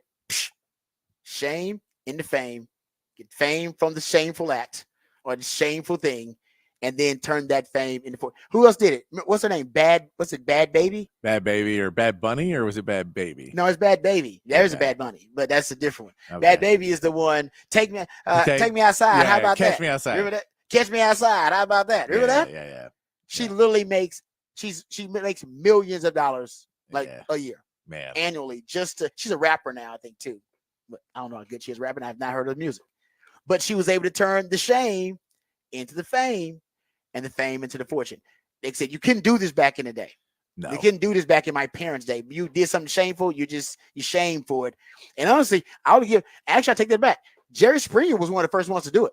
Yeah. Jerry Springer was brilliant, because remember, Jerry Springer was a shamed like politician at one time, and then turned the shamed politician thing in a kind of a bit as a politician into a kind of a hacky politician into being the, salacious TV show host for the Jerry Springer show. Go look at his story. He was one of the first ones to kind of be publicly shamed, turn it into fame, and the fame into the fortune. Yeah. No, I mean, it also helps to be attractive. That's helpful. It does, but Jerry Springer wasn't attractive. You can do it either way. You can do it. Yes, if you listen. By the way, that helps with everything, Pat. It's business of time. Yes. Like, they used to bring us in these meetings for social media. They'd be like, "Why don't you do what this young lady does on social media?" Because I don't have those. Okay, exactly. I can't do what she. I can post a picture of Rod B, but you know what? I want to get so many likes because I'm a dude who ain't that attractive. She is a woman who's got a lot more offer than me. So on social media, you know what? She gets a different response than I do. I remember those meetings, social media, like these ladies are killing it on social people are like, yeah, they are killing it on social media. All right. You know what? I probably would kill it too if I had some of those. Yeah. All right. I don't have any of those. And on social media, sex still sells. Say what you say. There's a reason that Elon Musk decided to make porn legal. He's like, you know what? Screw it. We can't fight it. It's more powerful than us. Just make it illegal on Twitter. Now you can have porn on Twitter. Like he decided to stop fighting it because he knows sex. You ain't gonna beat that. Like sex sells and it will find a way on your timeline. He's like, you know what? I'm gonna quit fighting it. Boom. Even though is Pornhub still like denied in Texas? Like, I mean, I think they still have the age restriction. I was having this conversation with someone yesterday or the other day. Is it an age restriction? I thought you couldn't use it at all. So I don't know if they have added into it, but I know there was a point where some of the websites that they took down were like, well, if you want to give us your driver's license and this and that, then you can sign up. I'm not kidding you. And then we'll verify Social security number. Yeah, we can verify your age, but they have to verify your age. And everyone's like, for you to be on the site? Yeah, no one's photocopying their driver's license. No. You really got a porn addiction if you're willing to give Pornhub your personal info. Yeah. So that you could watch some adult entertainment. I was like, nah, that's not worth it. You should just. That's why Elon Musk. You know what? Elon Musk is smart because he's living in Texas now. He's just like, you know what? I ain't got access to my usual adult entertainment. So you know what? I do own a platform called Twitter and X where people have been trying to post stuff on there, adult entertainment. I might as well just let them do it, and that way everybody wins. My traffic goes up in Texas, and I get access to some adult entertainment that I normally wouldn't have. I'm not saying that's why he did it, but I'm just saying it tracks. All right, we come back. We'll get into some NFL news notes and nuggets. Is it possible that CeeDee Lamb will decide that he wants to be traded? Is that a possibility? I think it is a possibility, but only if the Cowboys screw it up. We'll discuss how that's the case. Also, the NIL market. Open Doors has released their NIL annual survey and NIL annual review and their report, and we'll discuss what the findings tell us about the future of the NIL market. All of that and more right here on the Rodcast, featuring Patrick Davis on Lifetime Longhorn. Rod Babers coming back on the horn.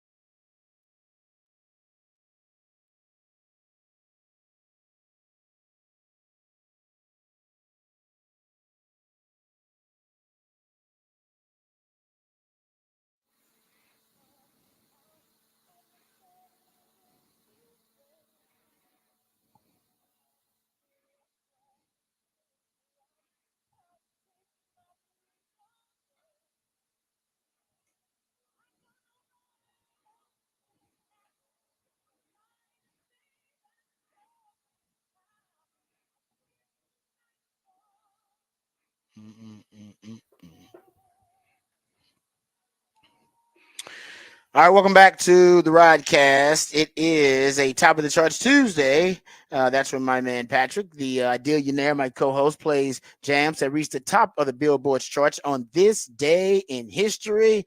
Oh, yeah, that's a nice jam right there with Whitney Houston. It's good stuff. Prime Whitney Houston too.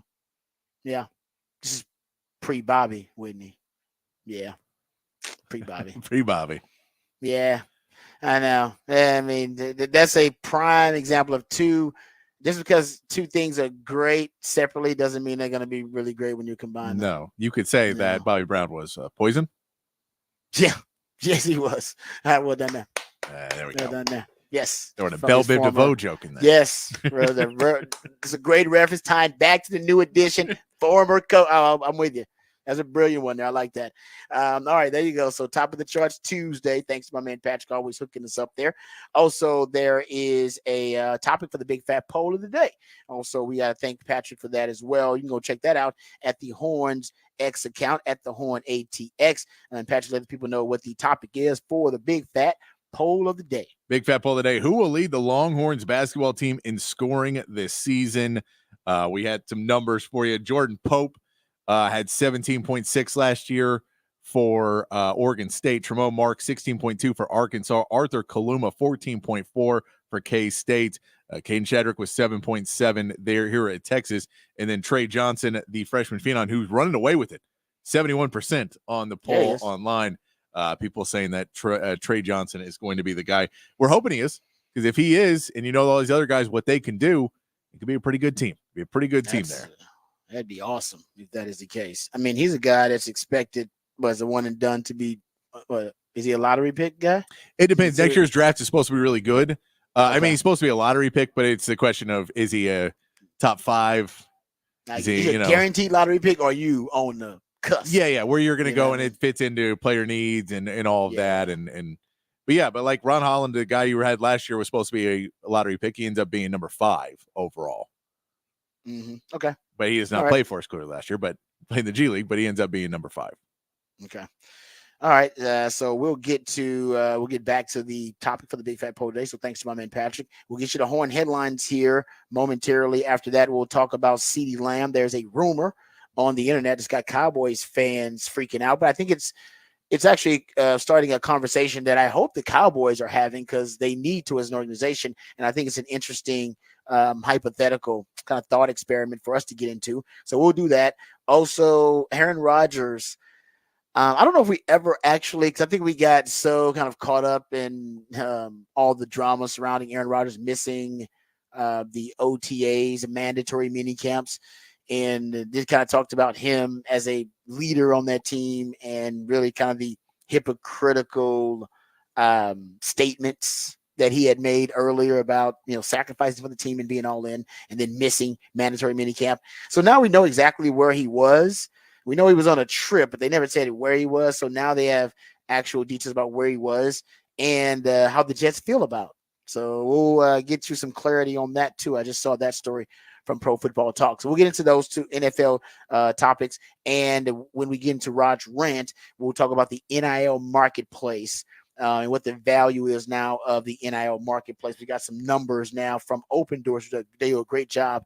One of the companies that covers NIL transactions all around the country, from collectives and directives, and obviously from the institutions themselves, different agents they speak to, and players. So they get kind of a very well-rounded data set to really determine where the NIL values are going. And they release an annual report where they do predictions and projections for NIL values. And they also kind of set, or at least they reveal, what their NIL values were for that year. And we'll go over some of those when we get into Rod's rant of the day. But first, let's get updated, let's get educated, and let's get informed on all the top stories of the day with Patrick Davis and the Horn headlines. All right, your Horn headlines brought to you by Top Gun Rentals and Lawn Equipment. In the NBA, free agency negotiations continued yesterday with the Mavs adding Klay Thompson to their roster on a 3-year, $50 million deal. The 34-year-old Thompson averaged 17.9 points last season in his 13th season with the Warriors. The Celtics were also busy extending Derek White with a 4-year, $125 million contract and giving Jason Tatum the largest contract in NBA history, a 5-year, $314 million extension. Also in news coming out this morning, Donovan Mitchell signs a 3-year extension with the Cavaliers for a max contract. In the MLB, the Astros get a 3-1 win over the Blue Jays on Canada Day yesterday. Hunter Brown pitched 6 shutout innings, and Pena and Alvarez home runs were enough to get the job done to push the Astros now 2 games over 500 and 3 games back from the Mariners for the division lead. The Astros will send Spencer Arrighetti to the mound tonight, taking on the Blue Jays again, trying to make up more ground with 12 games left until the All-Star break. And the Rangers are back in action tonight against the Padres with Nathan Eovaldi getting the call to start. Eovaldi is 4-3 on the season with a 3.55 ERA and hoping to get some run support from a lineup who has disappeared at times this season, while Wyatt Langford is looking to build on his success after hitting for the cycle on Sunday. Corey Seager's MRI on his wrist came back negative after being hit by a pitch on Saturday, and he is now listed as day-to-day, and that is your Horn headlines.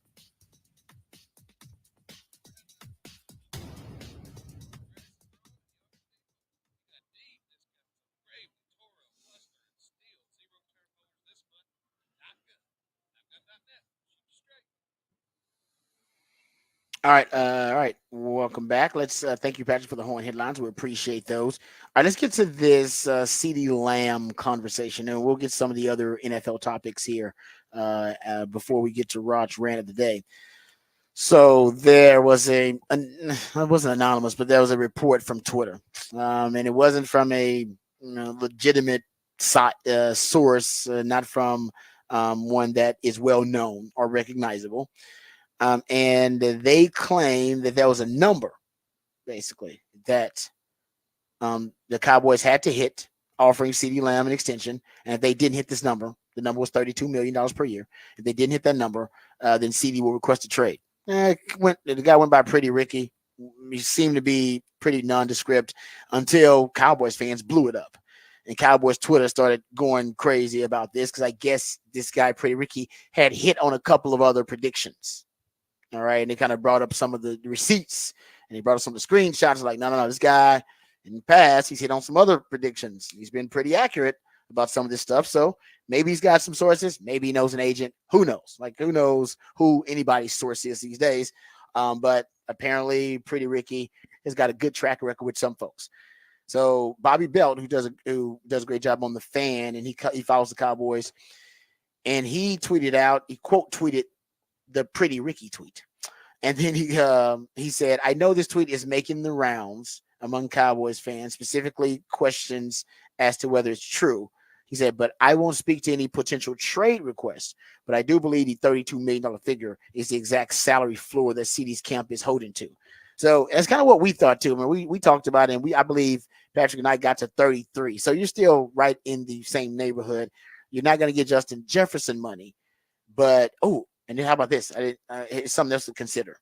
Just a little sidebar here. You're not going to get Justin Jefferson money, but he should get more than Amon-Ra St. Brown money. Yes. Right? But I just saw this report because Tyreek Hill has been asked recently about all these wide receivers getting paid. And he says here, when he was asked, this was on Monday, and he said, I'm very excited to just be a part of the old wave, which was 30 million, and Justin Jefferson came in and surpassed that. Man. So very proud of those guys. Happy for obviously my teammate Jalen Waddle getting his new deal. For guys like me, that's great. I'm 30 years old. Also looking for a new deal. So very, very excited to see where I fit into that category. It's amazing. Oh, yeah, he's loving this. He's like, oh, yeah, because they got at one point, I consider myself to be the best receiver in the league. All right. And I want to be paid accordingly like the best receiver in the league. I was when I signed my deal. You guys paid me like I was the best receiver in the league. But now Justin Jefferson has pushed that standard, and he is now at $35 million per year. So, and this would be good news for CeeDee Lamb. Getting back to CeeDee Lamb, he could restructure his deal. And they could decide to throw him a little bit more money, and in terms of average annual salary, bump him up a little bit. Just throwing that out there. Now, will it help CD that much? Not really, because I think Tyreek Hill is still considered to be a more of a proven commodity and a better receiver overall than CeeDee Lamb. So him getting more than CeeDee Lamb would still have CD slotted right behind that $35 million figure, if that's what they want to throw out there matching him. What CD needs is somebody who's not as good as him, like what Trevor Lawrence just did. Like Trevor Lawrence just made Dak's case, because Trevor Lawrence got paid like the highest paid quarterback in the league, and then Dak's case would be, well, I'm better than that guy. I should get paid like the highest paid quarterback in the league. And his case is pretty much made for him. CD doesn't necessarily have it that easy, but keep in mind, Tyreek Hill could also change his wide receiver market again. If they want to restructure him like right now, they could do that. And don't forget, I told you guys, Amari Cooper. He's also going to be up for his new deal pretty soon. Amari Cooper is still relatively young. Like he's young enough to he's not going to break the bank on this deal. He's not going to set the market, but he could get $30 million. He could be now saying, you know what? I should be a $30 million receiver. I should be in that realm. He could make that case, because Brandon Ayuk's going to be making that case because he wants Amon-Ra St. Brown money, which is $30 million. CeeDee Lamb's going to get his, and Jamar Chase about to get his. Yeah. Tyreek Hill, by the way, for next season, he is at $34 million. And in 2026, he's at 56. But most of that's not guaranteed. So he's not going to be under that contract in 2026. They will find. They need to restructure him anyway. Yeah, so they'll restructure or resign or do whatever. But by 2026, he's not going to. It's not guaranteed money. Again, that's that funny money we talk about. Yep, you're right. So he's going to make $34 million next year anyway. Right now, he's at $30 million. Yeah. I mean, so I don't know. They might not have to do a damn thing. I didn't know he's going to jump up to $34 million. That's pretty damn sweet. But the way he's talking, the way he's talking is like, all right, I can't wait. It's like, what are you talking about, Tyreek? You about to get $34 million and you made $30 million this year. Hey, but the wide receiver market, it's the one that's, I think right now, ballooning faster than any other market, any other player position. Okay, so if you look at it right now, and like I said, I didn't even realize that will change. You're talking about that's 2025. So if you're CeeDee Lamb, I imagine if CeeDee Lamb's probably breaking out the 2025 salaries. Well, since now you have these new receivers sign these contracts. Well, but that's also looking at that too, potentially. I mean, but in reality, most of these contracts, you're looking at what the average salary is over the length of the contract. So if you say the average of it breaks out for Tyreek for 30 a year, and basically the first 2 years of his contract were really light and everything is backloaded on it. So so that was the reason. So you're always looking at the average of what they're making. It's not necessarily set by year, because Tyreek Hill last year didn't really make that much. And that's why that 56 number is so big, is he had his cap hit was in the 2022 was 7 million, 2023 was 12 million, 2024 is 31, 2025 is 34, and 2026 is 56. So I think it's cap hit is because they gave, I think it gets a lot of guaranteed money up front, like in this exactly. Bonus. And so that's the cap hits are different, and then how you're spreading the money out. But you're looking at the average annual for most of these guys, and that's where you're getting at it. Which, like I said, I wonder if Tyreek Hill wants now his average annual to be more than 30 million. I'm sure he does. So that he might be going back to the table too, but like I said, we can talk about that at the time. But if you are CeeDee Lamb getting back to CD, your number is easily going to be ahead of Amon-Ra St. Brown, because it's not, if you're a CD, you're not arguing the Tyreek Hill thing, because that could blow up in your face. Tyreek Hill's got better numbers than you, and has played longer than you, and he's making 30 million. The Cowboys might want to slot you there. Your argument is the Amon-Ra St. Brown argument. Yeah, that's your argument. If you're CD, it's like, well, no, Amon-Ra St. Brown, I think I'm better than Amon-Ra St. Brown, and my numbers, and so far the sample size reflects that. That's where you want to be in, and then you can make the argument if you want to anywhere from there, because Amon-Ra St. Brown's are really the one that I think shook up the wide receiver market. Justin Jefferson was expected to be a top guy. Tyreek Hill also in that conversation, and AJ Brown had been setting, he had been kind of pushing the standard too between those two guys since he was traded. So the one that's really helping you out if your CD is Amon-Ra St. Brown, because of him making 30 million a year. He may be one of the ones that's not like the other among that group, and will push you easily into the $30 million range. And then there's Jamar Chase, and then there's Brandon Ayuk, and I think all those guys are going to end up $30 million plus. So here's the question: if you're the Cowboys, let's say the Cowboys screw it up, and they've been acting like a cheap franchise this offseason, and let's say they lowball him, all from $30 million a year instead of what he obviously will add. He's probably asking for $35 million a year. They're going to meet somewhere in the middle. Let's say they lowball him, and the report is correct that they want to trade him.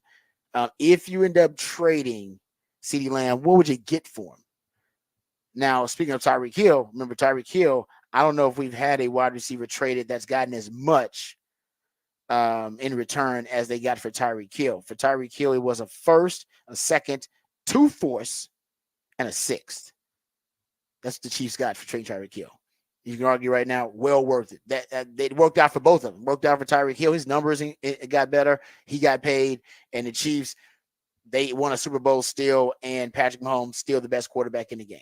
And they got the draft capital. So that's the high end of what you want to get for a CeeDee Lamb. The lower end would probably be a first and a third. That's what A.J. Brown went for, first and a third. And then in between that, Devontae Adams, who went for a first and a second. Now, you got to consider the ages of these guys when they were traded, too. Because remember, when Amari Cooper was traded, he was like one of the younger wide receivers that was traded at the time.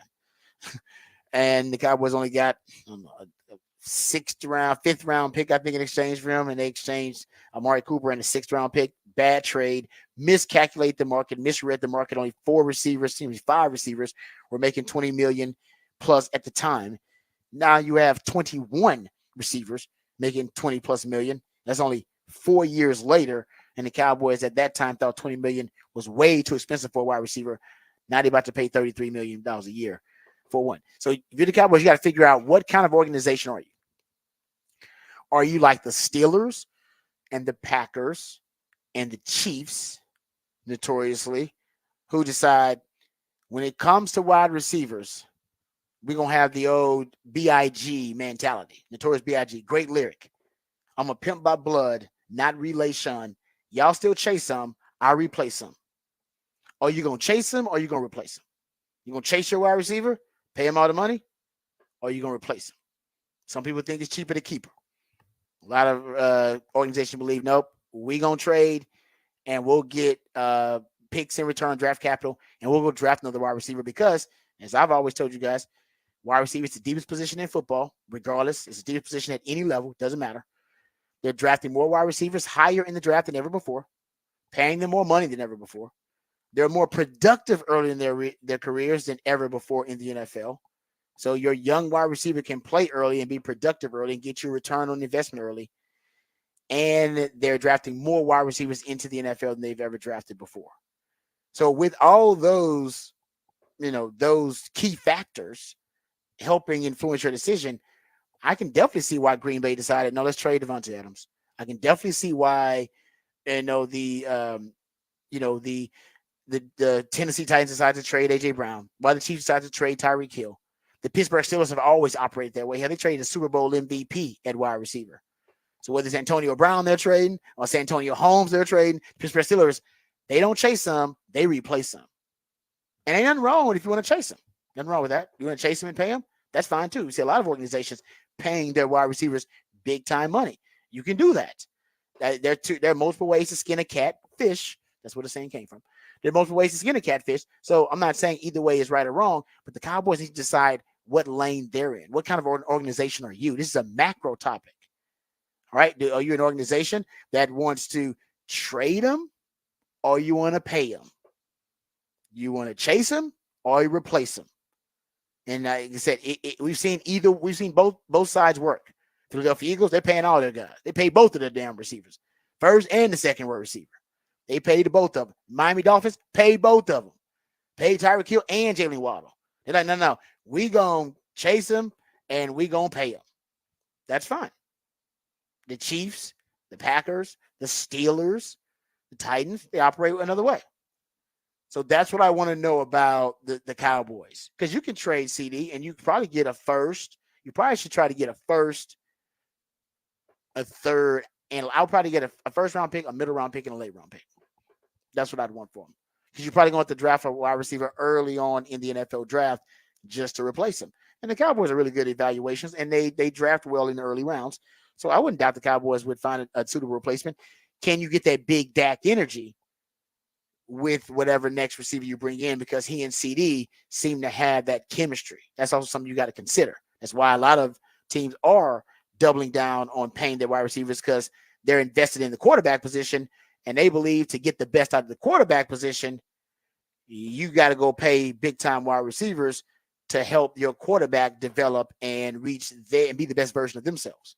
The Chiefs said, oh, hell no, we got a quarterback. We good. Packers said, no, we got a quarterback. We'll put decent talent around them and they'll be okay. And so it all depends on how much you trust your quarterback. Do you trust your quarterback like the Chiefs trusted Mahomes, or like the Packers trusted Aaron Rodgers at the time and now Jordan Love?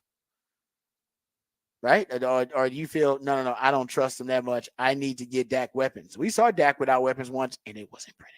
It was small Dak energy, not big Dak energy. That ain't good. Yeah.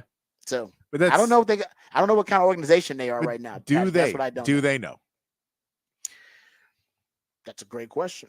Do they know? Because if they know, they haven't told anybody. And you can tell this is going to be an issue. This is already an issue, and we haven't even gotten to training camp yet. If they let this roll through training camp and it starts to go around the locker room more and more, well, they're not paying. They're letting all the superstars, like, this is it. This is the last run of us. They're not paying us. We're all gone after this year. Coach is gone. Best wide receiver is gone. Quarterback's gone. Micah's got one more year and then he's gone. Mm-hmm. And they're letting everybody go. So, if you get your money, get it now, because you're probably going to be gone. And if that doesn't start to infiltrate the locker room, and as much you want to fight it, that's what going to be it won't be the conversation in the big room. It's going to be the conversation in the small room. Yeah. It's going to be when two guys are talking, be like, no, they ain't paying. Position room. Man, if they ain't paying Dak, they ain't paying me. That's true. And that is true. If they're not paying Dak, Micah, and CD, they definitely ain't paying you. So it's like, whoever you are. What do I care, man? Like, I'm going to go out there and try and get my numbers. I'm going for interceptions this year. I'm trying to get tackles. I'm going for sacks. I'm not playing run defense. I'm going to play defense. You're right. And you get a lot of guys playing for themselves and not for the team. Yeah. That's a great point. I never thought about that, but you're right. That's definitely got to be a discussion toward the end. If they're not going to pay these guys, they're not going to pay anybody. And everybody's out for themselves. Everybody's in a contract year, out for themselves. So they may have good years, but are they trying to do what's best for the overall team? Yeah. And at the end of the day, we know Dak can put up a good year. The question is, can he win in the playoffs? Yep. Because none of it matters if he doesn't win in the playoffs. And so if you're going to say the hardest thing we're going to do is he'll still go put up his stats because he's trying to put up his stats. But when you got to rally the team, when you get to the playoffs, and now Mike McCarthy still doesn't have a new contract, Dak still doesn't have a new contract, and CD still doesn't have a new contract, Micah still doesn't have a new contract, all of them in the playoffs, how does that conversation how do you get that team to still stay together and not in the back of their minds and not when they're talking to each other one-on-one, not when they're having dinner, be like, man, this is kind of screwed up, ain't it? Yeah. No, I'm sure they're probably already talking about it. Oh, I think they are. Yeah. But that's, maybe it's more whispers now than, like you said, them speaking to each other about it. Yeah. They're just thinking about it, like, man, they're not going to pay these guys? That's what they say. Winning solves everything. But there's a certain part where you go, you got to put some money in there sometimes. You got to. We've never seen a team do that. Like, go into the season with that many big-time players in a contract year. Like, that's never happened in the NFL. It's irresponsible to let that happen. Nobody would do that. You're not going to let your top three players all basically, and I know Micah wouldn't, because Micah's technically at 5 years, so you would have time to sign Micah. But with CD and Dak, they'd be on a contract year about to hit free agency. And then, like you said, then the effect would be Micah saying to himself, well, if they don't want to pay them guys, then hell, they might not pay me. Well, and if they don't sign those guys, why would I want to play here if I'm going to be the rebuilding, the piece they rebuild around? I don't want to be there for 5 years while we're losing. No, and if I am, you are making me the second highest paid player, or you're making me the highest paid non-quarterback in the league, which is now Justin Jefferson. So you're paying me 36, 37 a year to play DN? Yeah. He's going to get 36. He's going to get more than Justin Jefferson. I think he'll be the highest paid non-quarterback. Oh, I think he will be for sure if they don't sign Dak and CD. I think he will be, even if they do sign him. I think that's the crazy part. I think he will be. He's got the case. Like, I don't know. Why would he give you a discount, Jerry? Why would he give you a discount? Jerry will tell you all the reasons. Well, I treat him right. And I treat him right. I look like Micah. coming out. We took a chance on you. We loved We you, Mike. we took it. Remember those Super Bowl tickets I got you? You came in. We hung out in the suite. That is true, though. He does like him some Jerry, though. They do like each other. Yeah. And Jerry could be like, hey, listen, man, when you're done playing, you're going to be my business partner. I've liked bosses before that didn't pay me, and I did not like them as much after. This is true. That's a great point. Yeah. Yeah, just pay me the money. I don't need it. Just pay me the money, and I'll deal with all the other BS later on. I can make other friends. Exactly. I was like, I don't need my boss to be my friend. I need my boss to pay me what I deserve and what I'm, what I'm valued at. And I don't need him to even like me. I don't need him to like me. He can insult me most of the time. If he's paying me good money, I'll take those insults. That's what the money's for. All right, we'll come back. We got the NIL report from Open Doors. You might be a little shocked by these numbers about where the NIL market is going. We'll get into that on the other side right here on the Rodcast featuring Patrick Davis. I'm Lifetime Longhorn Rod Davis coming back on the horn.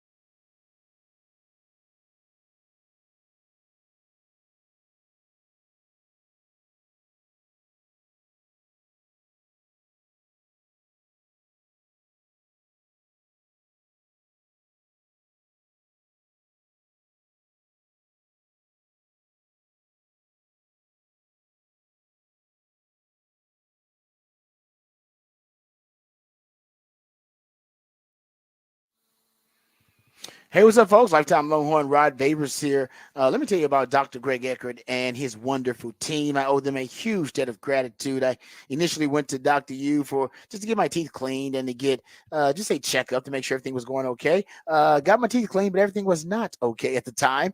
They're very detailed and thorough. When they do their examinations, they found that all of my wisdom teeth were growing in sideways. Yeah, I was on the verge of a disastrous situation, but they made sure that everything was taken care of. So I didn't panic. I was in really good hands. They informed me and educated me about every step of the process and got the procedure done, got it scheduled, got it done, was back at work within a couple of days. Easy peasy. And now my dental health has never been better thanks to Dr. Eckert and his wonderful team. Now for you, hopefully it's not as dire as having all your wisdom teeth removed. But if it is something that serious, trust me, you're in good hands with Dr. Greg Eckert and his wonderful team. But for you, maybe it's something as simple as routine cleaning or a checkup or any general dentistry or teeth whitening, dentures, porcelain crowns and veneers, dental implants, full mouth reconstruction, even root canal therapy, whatever it takes to ensure you're getting the best quality dental care available. That's what Dr. Greg Eckert and his team are all about. He's also very intellectually curious, so he's always on the cutting edge of the technological advances in dentistry right now. Because of that, he can give you a brand new smile in just one day. I know it sounds too good to be true. It's not. It's just Dr. U. You'll get temporary fixtures until they can complete your permanent smile, and you're going to smile again with confidence and eat freely without pain or discomfort. So it's a lifelike permanent solution. So if you've been told your teeth need to be replaced, just call Dr. Eckert today to learn about this revolutionary alternative to dentures. So if you have dentures or you've been told you need dentures, call Dr. Eckert today. It's a revolutionary alternative. It's a complimentary consultation. So you got nothing to lose, but so much to gain. Give them a call, 512-345-3166. Dr. U understands a confident smile can truly change your life, and he wants to change your life for the better. Give him a call, 512-345-3166, or visit dreckert.com, DRUECKERT.com.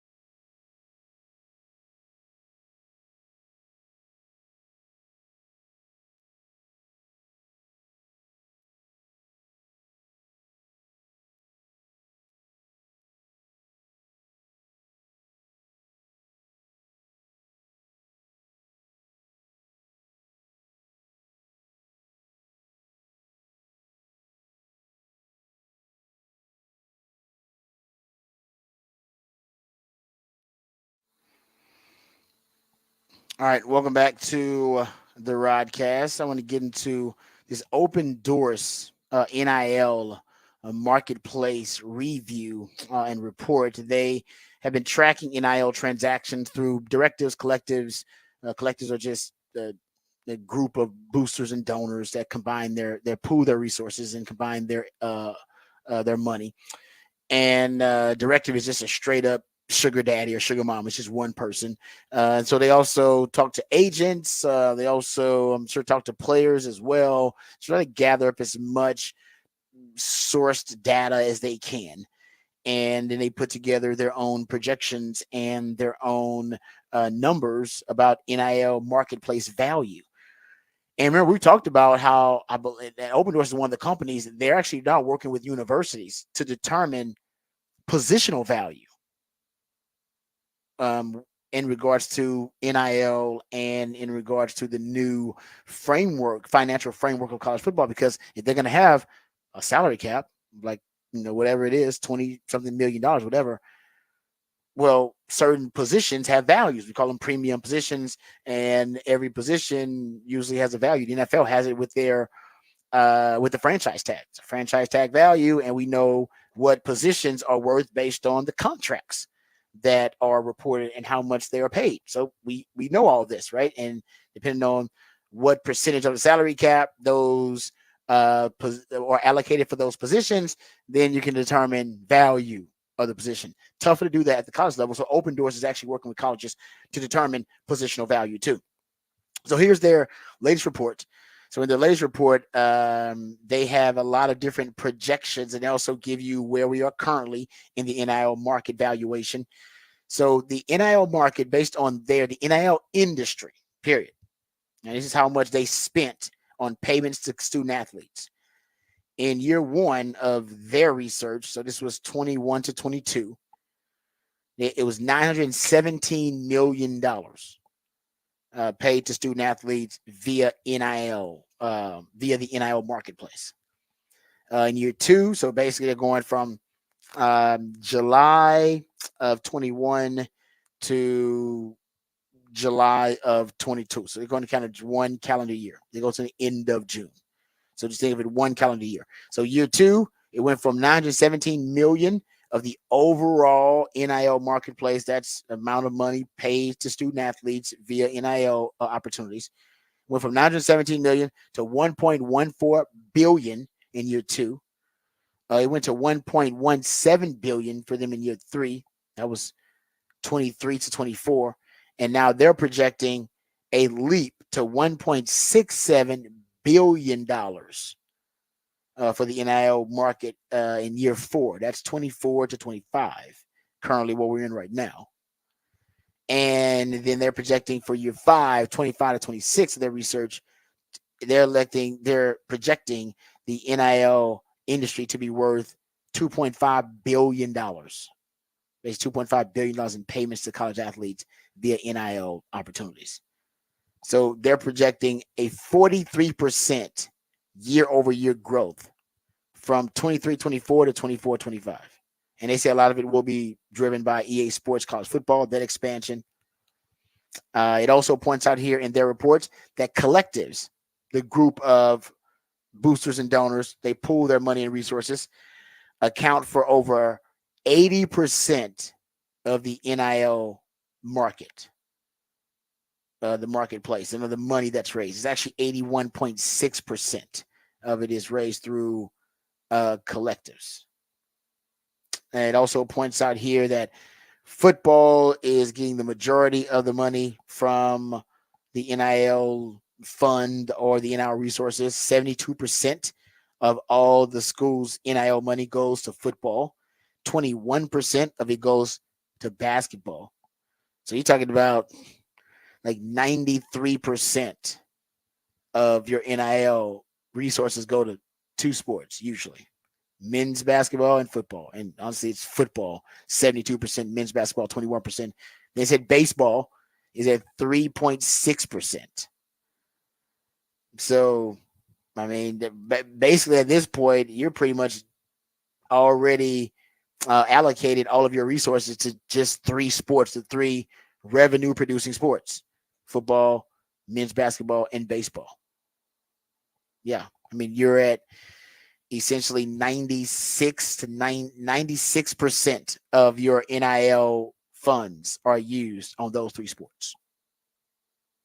Yeah. That's a lot. Women's basketball is at over 2%, and women's volleyball is a little under 1%. And they said that's usually how the NIL breaks down on average, university to university.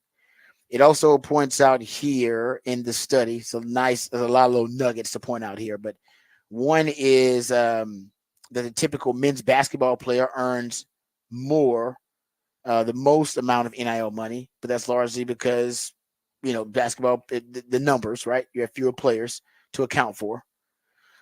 It also said here that the average top 25 starting quarterback in 2024, their expected earning in NIL is up to $821,000 to be a starting quarterback or for a top 25 team. That's what the average is. That's up from $648,000 last year. The firm anticipates by 2025, the average annual NIL compensation, I apologize, for starting quarterback in a top 25 school will be $1.3 million. Crazy. It also points out here that, and it goes on here to look at the average per player per year. This is for top 25 earners at any given position in the sport. They said basically these are top 25 earners at any position in their sport. For basketball, it's $349,000 on average. Top 25 earners at any given position at their sport. For women's basketball, it's $88,000. For baseball, it's $47,000. For softball, they said it's around $8,000. For women's volleyball, it could be $5,000. For football, your average top 25 earner at any given position, $294,134, according to Open Doors' records. And yeah, so actually women's basketball, for the first time, they said women's basketball jumped past men's basketball in earnings from commercial NIL. There's anything not run through the collective. But the category made up less than 1/5 of the industry. But in terms of basically commercial NIL, women's basketball surpassed men's basketball. Just shows you the sport is growing. There's no doubt about that. At least making a dent. And the last little nugget I'll share is the reason that everybody wants to hit the transfer portal is because you get paid more money via the transfer portal. How about this? Yeah, it says here that transfer athletes earn 1.4 times more NIL opportunities in NIL activities than non-transfer athletes, and transfer athletes earn 1.7 times more money than non-transfer athletes. So you just earn more money when you transfer. It's like the free market. I mean, that's how you test the free market. You go out there and see where you stand as a free agent. And sometimes it works out for you, sometimes it doesn't. They basically said the NIL market next year will be at $2.5 billion overall, and just continues to grow. I mean, that's just the reality. Anytime you have a once, prohibited or illegal service or commodity that is legalized, take sports betting, take, legalized marijuana. Hey, you can even look at some, gun laws in this country that restricted some guns and gun use. When those items are legalized, or those services are legalized, those commodities are legalized and no longer prohibited, there's always an economic windfall. Just a freaking there's a firestorm and a hurricane of cash that comes, because the black market is no longer the black market. It's now above board. And, usually they obviously by then they start to put a lot of guardrails and checks and balances in places, different laws in place so that they could thwart corruption in this new industry.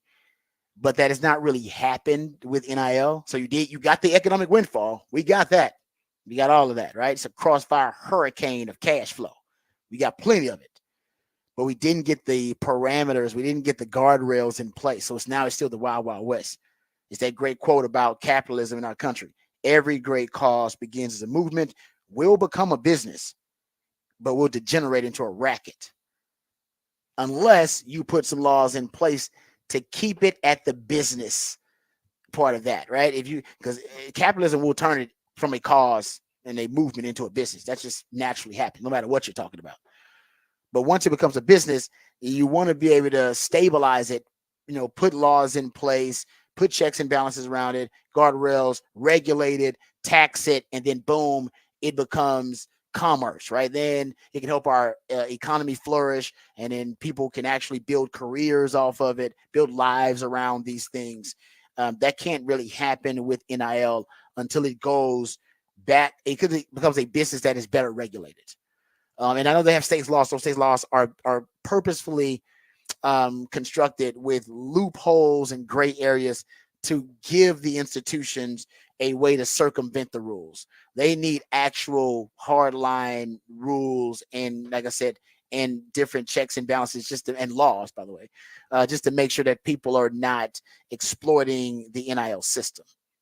And basically, because capitalism will eventually turn corrupt. We know that. That's just the nature of man. But we understand that's why we got to regulate it, because we understand that somebody will be exploiting the system. And right now, it's in racket phase with a lot of people exploiting the system because Uncle Sam has got way too much going on to be worried about regulating NIL. And so it won't happen this year because you got an election coming up. Probably won't be the first thing the new president addresses. So you probably got at least 2 more years of this right here. The wild, wild west scenario working out here. All right, we come back. We'll play Who Said That on the other side. That's when Patrick plays pieces of audio, and based on the context clues or based on the familiarity of the voice, hopefully you can identify and recall who said that.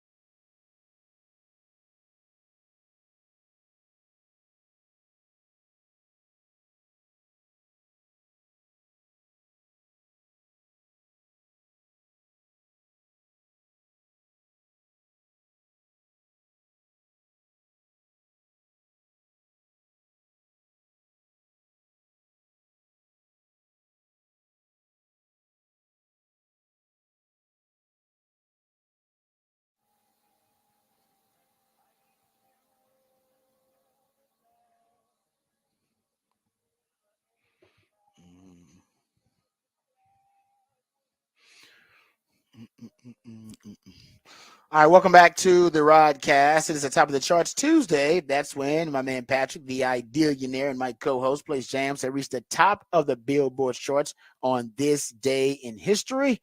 He's been jamming all day long, so we appreciate him and all of his energy, efforts, expertise, and creativity.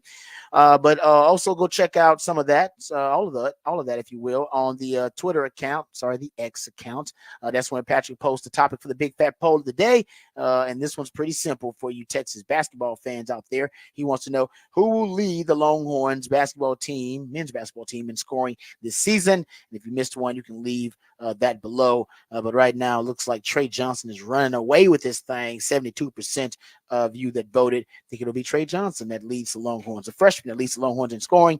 Arthur Kaluma and Jordan Pope both tied for second in that voting so far. But still got some time to go vote, so go check it out at the Horn ATX.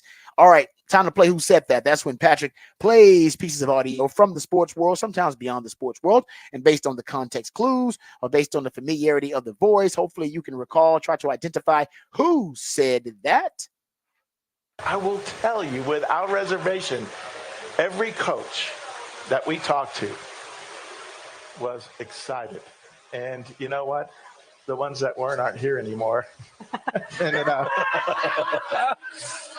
it's take it away, Dart. Listen. We call that a mic drop. Yeah. And when you're in this league, you can mic drop a little bit. Oh, that was Joe Castiglione, the athletic director, I believe, of the Oklahoma Sooners, right? Yes. There's Castiglione, and he's taking a shot at Lincoln Riley there because Lincoln Riley apparently was not that excited about the move to the SEC, but I wonder, is he excited about the move to the Big Ten? Probably not. He's probably really thrilled to be in a league that didn't play much defense. Exactly. It's kind of like the Big Ten for him is still kind of be very treacherous because he can't figure out the defensive side of the ball. I'm shocked, actually, Lincoln Riley hadn't figured it out yet. I'm shocked because I think he's a hell of a coach, and we know he knows what he's doing when it comes to quarterbacks and offense, and yet he just can't figure out. It's like a blind spot for him. It's crazy. You can be a savant on one side of the ball, and you really just cannot reverse it and engineer it and be like, hey, we need to do this on defense. Yeah. But there's a lot of folks who don't have that ability. He needs to hire somebody that does. He does. Yeah, because he does. It's because by now you should have been able to figure out it. Now it's you, Lincoln. You are the issue because it happened at Oklahoma. It's happened there at USC. You are the issue. Elite, number one overall picks at quarterback, Heisman winners at quarterback, yet the defense atrocious. That's you. All right, we'll come back tomorrow, same time, same place. I want to thank my man Patrick for doing all that he does. He's the real MVP around here. Remember, the revolution will not be televised. We'll talk about it right here on the Rodcast. We love you guys. We mean that. Take care of yourselves, but more importantly, take care of each other. Until next time, same channel. Hook 'em and peace.